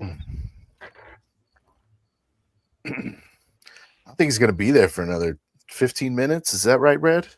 Go ahead, Red. That's what he said. Or that's what she said. It's about 15 minutes, and all hell's gonna break loose. The Horizon, with its outsized engines, can push hypersonic numbers, even in atmosphere. No matter how fast the wheeled land train is, there's no way it's pushing multiple Mach as the Horizon streaks back towards Brasso's bar.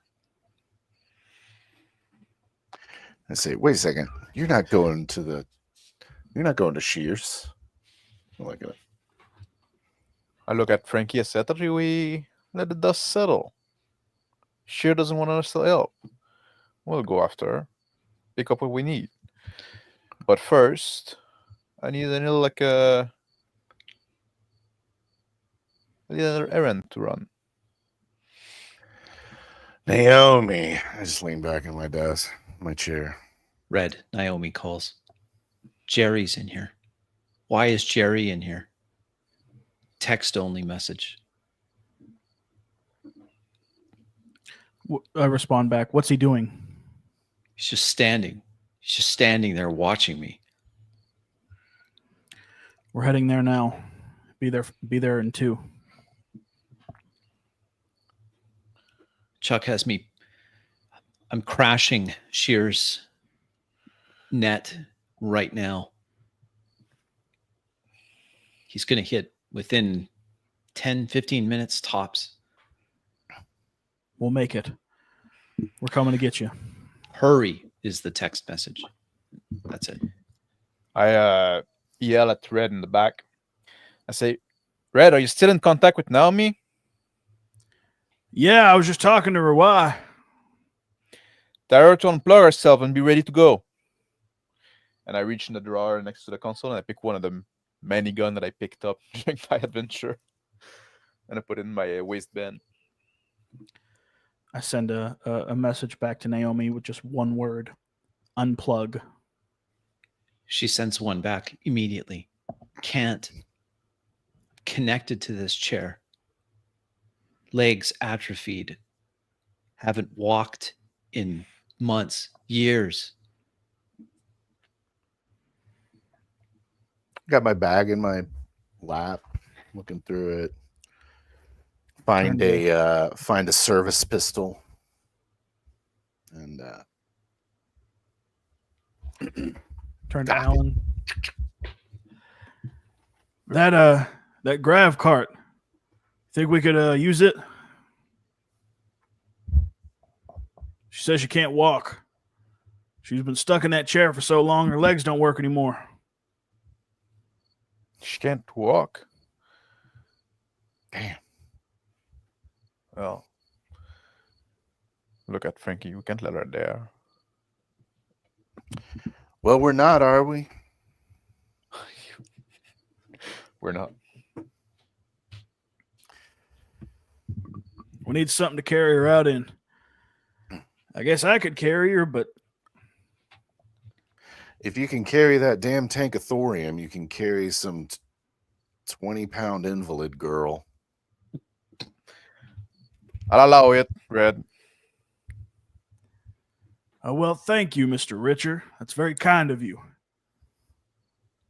But, don't abuse the situation. Like shake my head. So a junkie cripple now. That's what you're. Okay. It's not what she is. It's what we used to be. Right. The horizon streaking through the sky at such speed. Basso's bar, seconds away. I say, guys, I know I said that before, but now I mean it for real. You want to hang on to something. And I have like the Buckle in. horizon. Make Start sure it's like securely fastened. put my seatbelt as well. My full harness.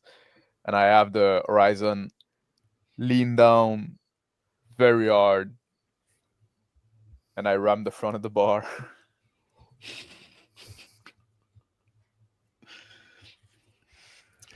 Alan! Success. The hardened hull plates of the take the flimsy plastic door and chain link covered window in stride, bashing into the front of Basso's bar. The only warning, the crack of the sound barrier breaking as the the horizon comes streaking in, landing at ground level and smashing into the front of the bar. And I just like give it a tiny bit of spin, so the ramp side is on the side of the inside, and I open up the ramp. Dust, debris And I undo everywhere. Are you out of your fucking mind? Unbuckle my seatbelt. So let's go. Get out of the chair. There's no time for sober thoughts right now, Mr. Pockets. Come on, let's go save a damsel in distress. Will you shut the hell up, Brad, and go get that girl? I go sit down in the pilot's. I'm running out of the ship, my gun in hand. Follow behind Alan, mine in hand as well. The door to the office has been smashed apart as furniture and other parts of the main part of the bar have been all displaced by the front half of the horizon, which then twisted, ripping gashes, and the whole structure now compromised. There on the ground, an overturned chair. Now that the chair is overturned, its bottom facing the ramp of the horizon, tubes and pipes attached to the bottom of the chair lead to the floor below, a few of them leaking fluids. Another body on the floor starts struggling to its feet. Jerry turns, struggling to get to his feet, grabbing at a shotgun. I point my gun at Jerry, and I yell, "Don't be fucking dumb, Jerry. It's over." It ain't over. He turns and swings his gun around at Alan. I blow him shoot away. at him. Roll. Success, both. Jerry is Got him. riddled. He dances off. His shotgun goes off. An ineffectual blast that is indistinguishable from the debris and destruction of Basso's bar. He falls in a shower of blood. I yell, I'm "Naomi!" sitting in the pilot's seat, just running a quick diagnostic, make sure there's no damage to the thrusters. Roll. Amazingly, there isn't. There ought to be after such reckless piloting. But no, the Horizon's a tough old gal. Atta girl, I say, as I do a couple pre-flight checks. Success. Preparing the Horizon. Running up alongside, following the tubes from the bottom of the chair into the computer module, looking around for Naomi. Where are you at, girl? A weak, dry, raspy voice coming from the chair. I'm here. I'm here. I run to the Naomi tube. still attached to the chair, some umbilicals attached to her, providing via IV fluids, removing waste. The poor waif of a girl there. Now that the chair is upended, the extent of her wasting away is more apparent than when she was propped up in it. I run to her and I take the head rig that she had and I lift it up. Her eyes Look at her. blink. Significant cybernetics attached to the side of her temple. She says, Alan, I didn't think I'd ever see you. And then she passes out, unconscious. Keep hold of her, Alan, as I'm in the computer, plugged in, scouring, looking for any way to get her disconnected, to get her removed from this thing. Roll. Success. Running through processes and directives, I find the final link to that's holding her to this, and it gets obliterated by my processes. With a hiss and decoupling sounds, the tubes detach, fluids spilling out. Naomi, though unconscious, a moan of pain. Detached. I grab her from the chair when I see Shockingly light.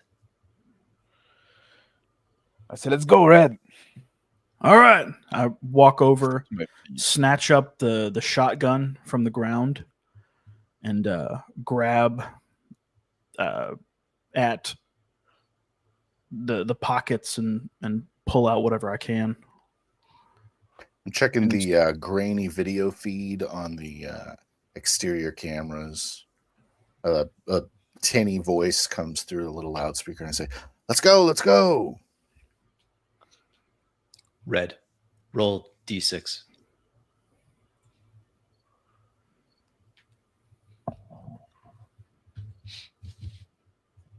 Alan. I run toward the ramp and I climb aboard the ship. As soon as Alan is standing on the ramp, I start retracting it. Hop up on the ramp as well, sort of scanning the surrounding area. I slip my other foot into the boot that I still haven't put on. And closing the ramp and engaging the engines, trying to pull up and out. Not too difficult. Trivial. I install Naomi in the couch. I said, "Take care of her, Red." I rush over to her, snatch her up. We have a medic bay here, an infirmary. See, I have like a first aid kit on the wall there. That won't do. All right. I gingerly set her down back on the couch and sort of hover over her, clamping down onto the couch like a human seatbelt. Punch him, Mr. Pockets. I run toward taking off. I'm running toward the cockpit. And I yell at Frankie, like, "Take this place down!" I say, The horizon accelerates so quickly. The oversized thrusters on either side melt the Basso's bar, instantly igniting it as the horizon again sprints into the sky. I guess my tab's closed. Snicker at him as we fly I sit off. in the co-pilot seat, and I kick back about a bit. I take my tobacco out. I start rolling a cigarette. How's the girl? I shout back. Flying. She's fine. She's a little worse for wear, but she's got a long road ahead of her. I look at Frankie, Frankie. roll She sensors. needs serious help.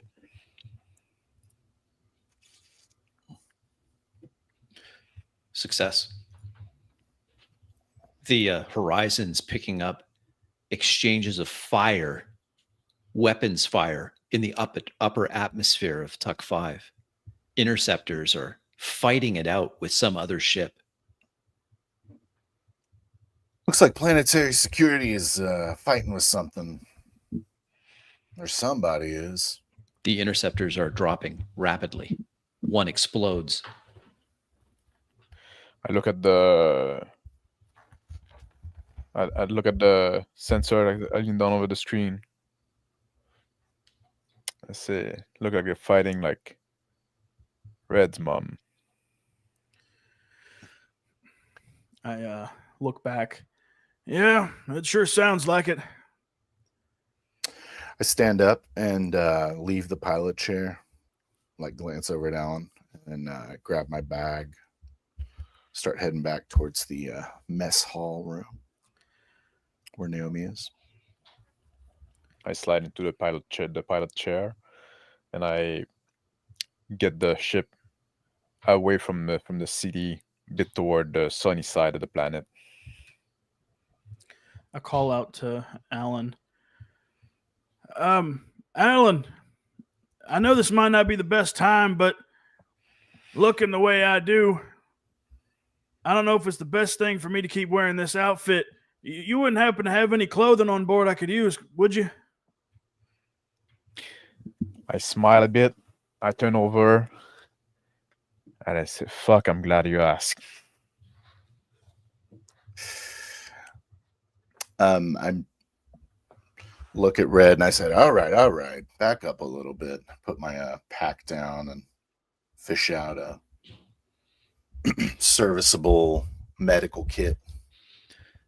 The small social automated bag. unit, quite sophisticated. Diagnostics and treatment in one handy package, courtesy of Whitfield Automation.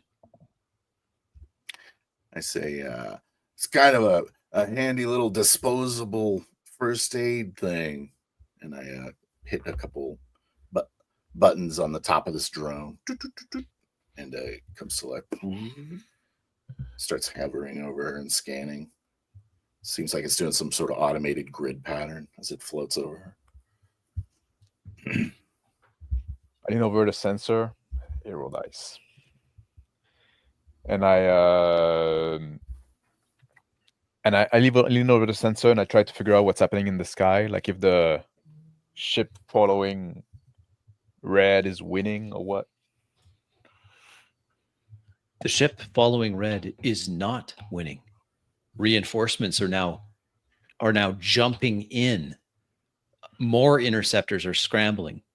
Some ground batteries are warming up. The sensors show that bogey coming in, taking a few bad hits, and then quickly going ballistic out away from Tuck 5, and then disappearing off all scopes as it jumps out of system. All happening within seconds. So, well, guys, at least it seemed like the babysitter are getting lost. Looks like they're keeping him busy. As I'm sort of filing through a closet, sort of off in one of the rooms. The display for this automated medical drone is this kind of spongy, floppy material that's got like a so I kind of have it draped over the couch, and looking at it, and I say, "This wasn't really meant for you, Naomi." Put it away. Just whispering. The auto doc continues to do its work, diagnosing the extent of her medical condition and what is immediately needed. It starts spitting out recommendations, one of which is hospitalization. I'm just hitting okay. I'm not even reading the recommendations. Just It blazing. administers a general anesthetic, keeps her asleep. Starts pumping drugs into her system to stabilize, and electrolytes, other things to keep her stable. Severely malnourished. A warning message comes up, Frankie. There's an abnormal scan in her brain.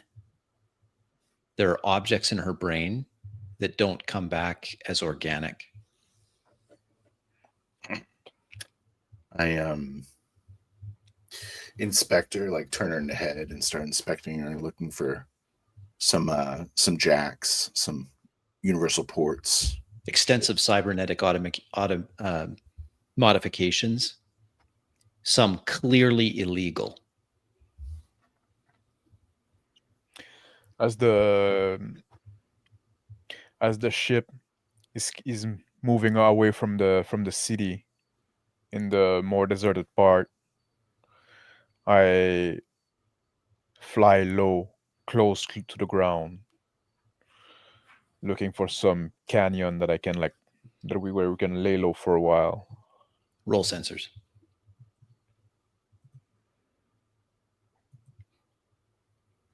Success. One of the major canyons. It's deep and circuitous around the sunny side of the planet, coming up quickly.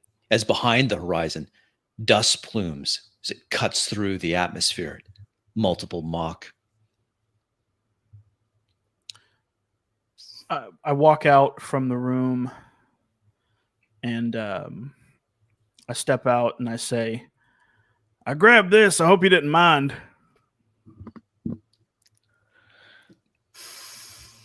I look at Red. I say, I'm glad you did. Suits you well.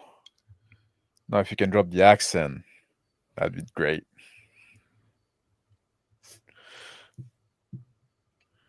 I'll work on it. I pull I pull out the rig from my bag now, just to get a good monitor on it, and take a cord out, plug it into her interface,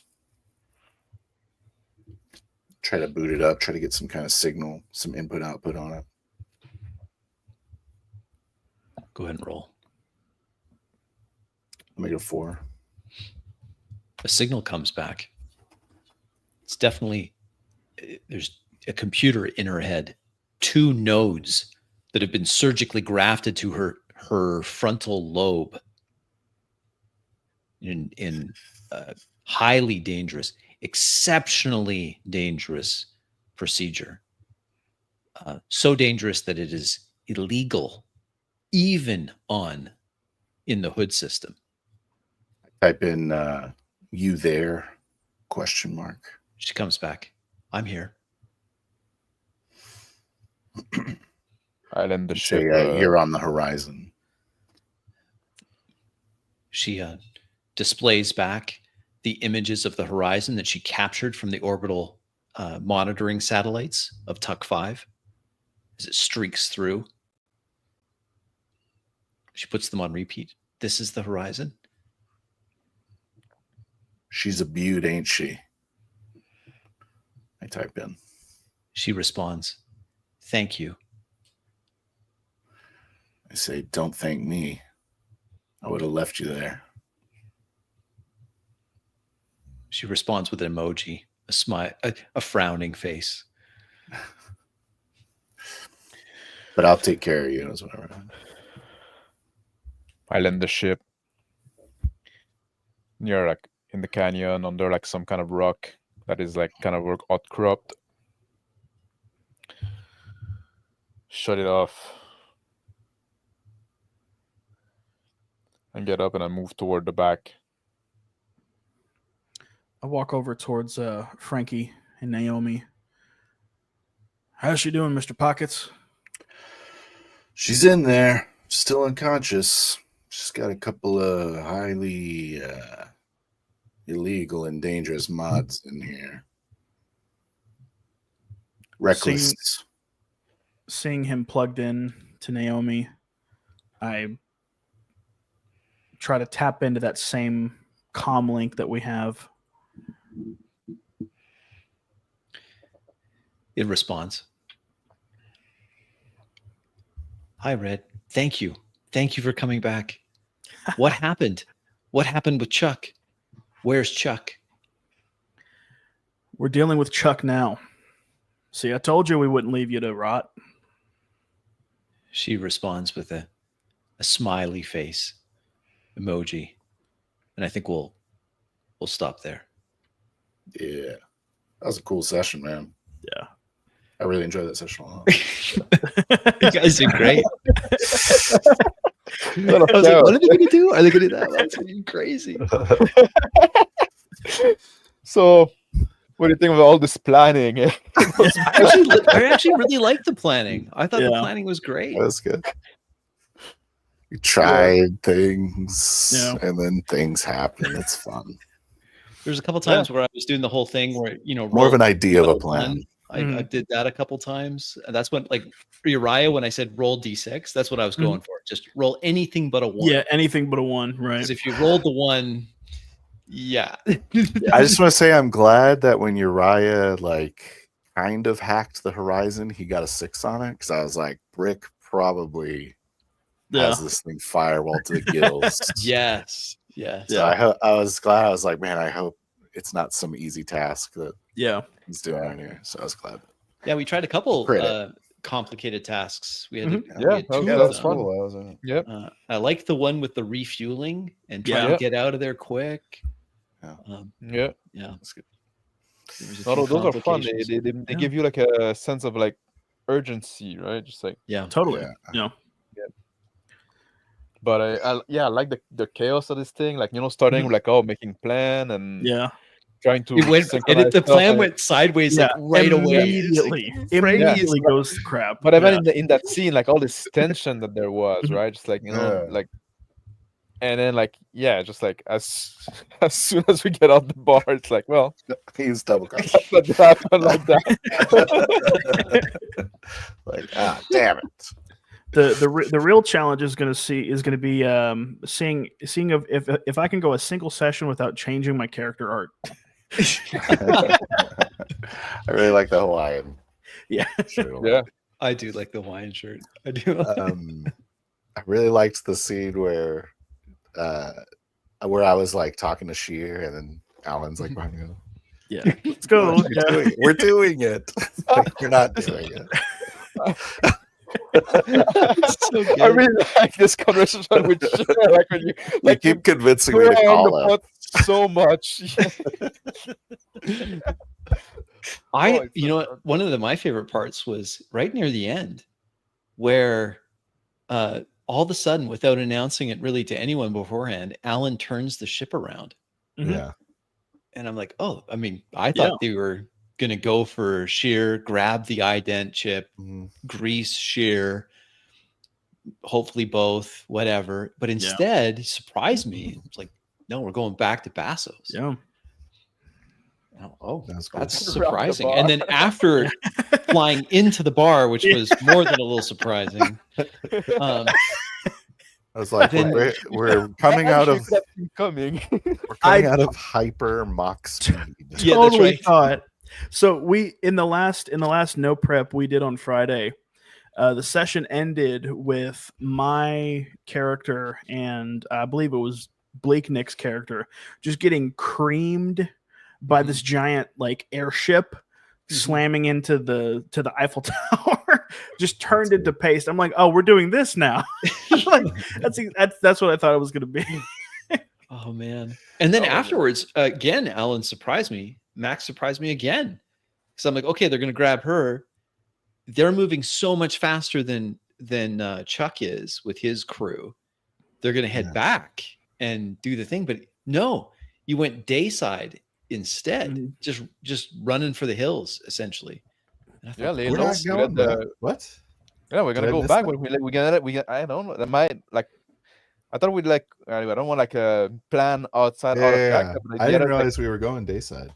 yeah, he did yeah, dayside. I we're was like, dayside now. We're well, that's dayside. We're like interesting. laying low. We're letting. Basically, I'm letting the whatever's happened between Chuck and Sheer, and we kind of gave Sheer an edge there. We're warning him. Yeah. So I'm letting we talk about that. We're gonna let this dust settle, and then we're just gonna go pick back Let what our we want. mutual enemies hurt each other, and Yeah. yeah, that's fair. Yeah. And we don't really threaten ourselves. Yeah. Exactly. Smart. So now it's gonna be seeing who's gonna prevail between Sheer and Chuck. Yeah. Right. I'll have to figure out what that is. We'll have to figure that out. So we can we destroy fucking Chuck's bar. Yep. Yeah. We got his girl. I'm Yeah, really, and I was picturing her as kind of the linchpin. Like she's the reason that he has any business still Mhm. is her. Like it's all tied up in her. That's why he keeps her so close. And Yeah. Yeah, that's true. He's going to do the op with Sheer Nose, and he doesn't have her. he doesn't have her. So it's Yeah. pretty big. At first, so when you said that Jerry was in the room with her, I first thought you were going to do like we're walking in on something. Like he's taking advantage of her situation. Oh shit. Right. We come in and we just slime dark. him. Yeah. My name's Crispy. Oh, I thought- I don't even swear on stream. I thought he was just like standing there to You can murk her, metagame that to with kill me. her. But no, my thinking there was just that Make sure that because she's not she had said, I think Chuck knows, or Chuck doesn't trust me, and then Jerry's back in the room, and that was a little bit of a push to you, Red or Uriah, because I was like, okay, that's validating her concerns that maybe Chuck thinks that there's double cross happening because he knows the history between Alan and Naomi, or he suspects a history there, right? Probably no. So I was like, Jerry's just there to make sure if something goes wrong, then he can put some pressure on her to toe the line. I'm really enjoying my character a lot. Yeah, I really enjoy the relationship between Frankie and Alan. I really enjoy that. Like I think like the history, like the very different personality, like she's just a junkie and like making Alan kind of mad. I honestly, Phil, I was like, is he gonna push Chuck to actually just rip into him? Like, what is he? What's the angle here? At a point, I was like, I just told him I was potentially blackmailing him. I'm like, the guy's tossing around a 70-pounder like it's a paperweight, and you're this old guy. You're not wrong. Well, if you don't, I can always let them know that I can let the authorities know that you're like. And then you can see Alan like, it was foolish. It was a bad chill out. Shut up. But Frankie plays it fast. Sometimes. And pickpocketed Chuck. Like that's a bold that move. was insane. And what do you like? You rolled a 6 on that, right? Yeah, that was a bold move. I rolled a lot of 6s. Yeah, you did. I think Frankie got the same thing as me. That if you roll anything but a 1, you can get whatever you want. As long as you don't roll a 1. Yeah. Oh, I thought I had a boon on it. That's what I was doing. But yeah, you're right. It's just don't roll a 1. Yeah, you get a sticky finger. Like you can pickpocket anything you want as long as you don't roll a 1, which I often did, to be honest. You did. I was trying to like use a treasure sense, like get next to him, and I was like, treasure sense. Yeah, I kind of know where something is. Maybe. Right. The challenge I had that session is that I'm describing the horizon, because the horizon is a fast. That's the whole thing about it. It's fast. It's faster than you think, and so I'm picturing distances that are already established in the world as loosely as they are still. But I'm like, okay, it's a few hours in a hover car. I mean, how fast is the hover car going? Maybe it's 300, 400 kilometers an hour, somewhere around there at top speed, which is really fast. But I'm thinking, okay, and it took how many hours? I'm like, but this is a ship that can go multiple Mach in atmosphere.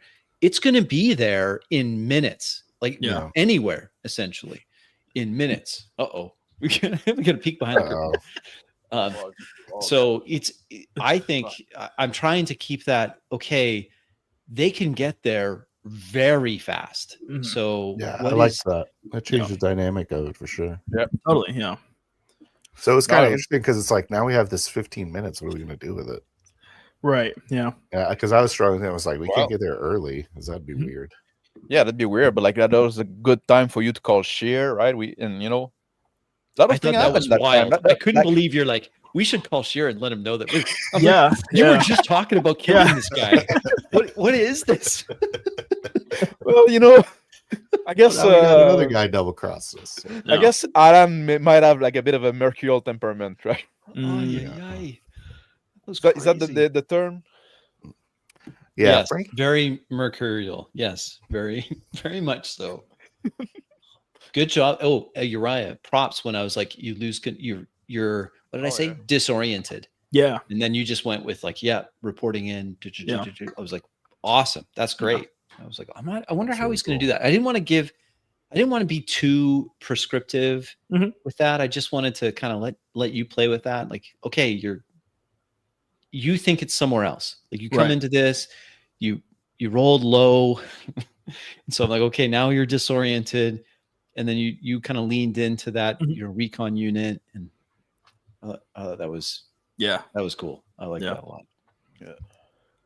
And I like the induction pad. Now, my justification, just so you know, like, why didn't she just give her number to anyone else? And why didn't she call anyone else? It's like, my thinking is that Chuck would, even though she had all the comm information, Chuck would have access to that because he has to have some way of keeping tabs on her. So when you put your hand on the desk to transfer, I was like, okay, then she could get the information to you without him knowing. Like that's the comm that she gave you. Sure. Anyway, it was a benign thing. Remember when I was like, okay, roll, she's trying to yeah. And you failed, but it was just benign. Sure. Or was it? I don't know. One of my favorite parts is when we're like driving away from Bazos, I think. Yeah. And towards the horizon. We're talking about how like Uriah is in contact with Naomi. And then Max is like, "Be careful with my girl." And all shit.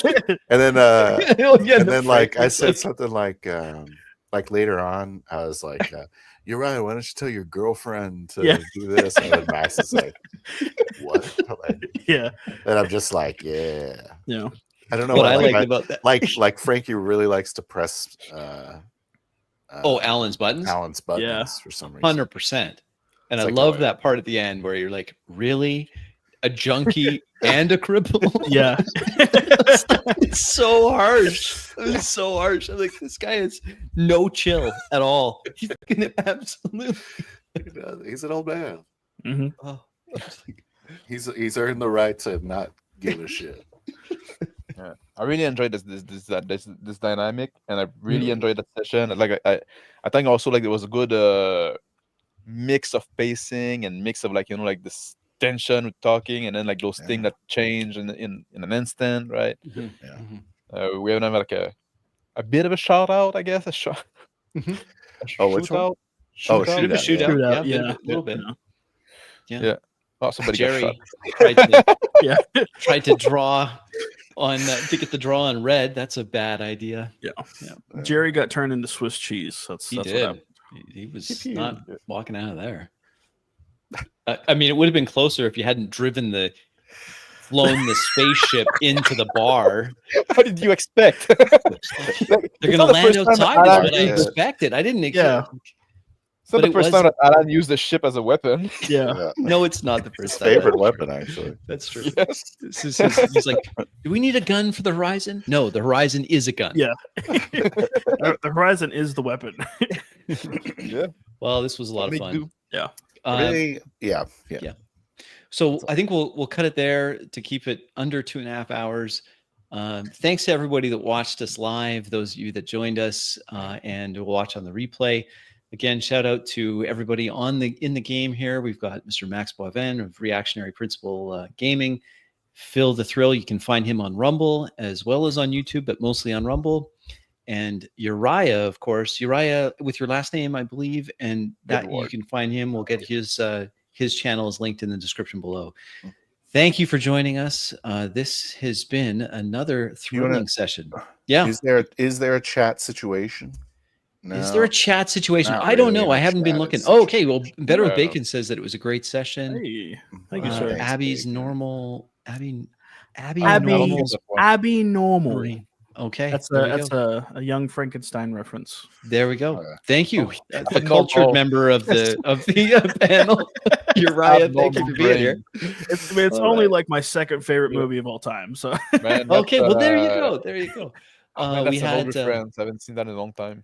Mm. Just Gallows back from that. Humor Games. This is our friend Dean. Dean. This is our friend Dean. Thank you, Oh. Uriah. Oh, that's Oh. Dean. Um, Okay. It's our best man. friend. Really good friends with this guy. Yeah, he's really close. What's his name? I can never forget what's his name. But that's Dean. So thank you. And then Dungeon Heart Adam just started the session. Great. Just started episode 1 earlier. Well, you've got a few good episodes. Oh yeah. At least Yep. 4 good episodes. There's in at there to least look 4 out forward of to. 18 that are just really good. Mm. The But dancing high. I wonder how much because there's a lot of build up, right? There's a lot of Mhm. and there's a lot of callback to previous thing. There's And a lot I of don't know. Easter Yeah. eggs. yeah, Yeah. obviously those their life plays. So probably if we were to make it if we were to take the story, make it a TV show, probably cut it in half, Mhm. right? Probably, yeah. But at least Probably. I don't know. So You don't know, anyway, maybe. we had a few of good moments. comments. Oh, Appreciate half those. at least. Yeah, I agree. yeah, half at least. Yeah. Let's Half at least clear would that be off. left on the editing floor, right? On the Do you want to Yeah. talk about? Do you want to talk about the weekend or? Yeah, Oh, yeah. so we've Yeah. got some things coming up. Let's go over that. Uriah and I on Thursday this week will be playing an introductory session of Draw Steel. This is With going to be a Dean. bit of a stretch, boys. Yeah, there's with the Dean, background. right? Dean, Yes. that's the Dean from Gallo Humor Games. Yes, that's right. Yes, With yeah. Dean. That's Yeah. right. Dean is going to be with us, and Bacon and Kingmaker, all of which There you joined go. us this evening. So we That's true. will, the 5 of us, this is a pretty big group for us. Jeez. Uriah is up to no That good. is He's on his phone. intense. But if the 5 of us, thanks to the gracious offer by Tom Christie of D20 Play, he has offered to run us through Draw Steel. This is going to be a stretch. If you want to see us do our best, but it is way outside our wheelhouse, at least mine, using Roll20 of all things. That's A again VTT for God's Yeah. sake. a VTT, exactly, Phil, and a game that is really built around one thing, which is combat. Mhm. So we're going to give it a try. We're not going in to rag on it. We are trying. We're going to do our best. We've been practicing using the VTT. We've been furiously trying to figure out how we can pull this off in character if we can. That'll be this Thursday. Stay out I of do- combat. That's the move. Yeah. Hey. Yeah, run away. Run Yeah. away. Just Run flee. away. So Uriah, what is the start time on that? Do you remember? Oh, I wanna I want to say- say it is. I believe it's 6:30 Central. 6:30 Central. I Oh, think. I it's believe third so. game. I think that's right. Is that 6:30 Central? I Yeah, believe so. yeah, that's right. Because I Yeah. have to rush home from work to be Mhm. at that. And I'm in Pacific, so we're gonna play that. I'm not sure how long it's gonna be. It is gonna be live, Mhm. so come and drop in and leave us a comment about how much you hate it. No, how much you love what we're doing. I believe And certainly- the scheduled time slot it's a 4-hour span. It is We'll- a 4-hour we'll span. see- We'll see if we make it that long. I don't think we will. I think, well, first of all, You we are can all fairly run combat. quick players. Yeah. Yes. Yeah. We're You get a lot pretty done in quick. 4 hours. You can get a lot done in 4 hours. Yeah. Speaking of which, we Good. have coming up this weekend very special programming notes. We want to celebrate on the birthday or the anniversary of our good friend Shauner, who's passed away about a year ago. We want to honor him, so we're gonna get some things together. We're talking about a Sunday. We're talking about a Traveler game. So stay tuned for that. We'll announce that. We're gonna have some fun with his favorite system, of course, Mongoose Traveler 2nd Edition, and who knows, maybe do some other things too. But for sure, we're getting together to honor him and keep the Shauner legacy going is the goal. Is the move to afterwards Shauner it? Yeah, probably. Yeah. Or Right. watch Yeah. it and talk Yeah. about how trash we did? Yeah, like, what is this? Where is anybody? I don't know where you Yeah. are. Where are you going?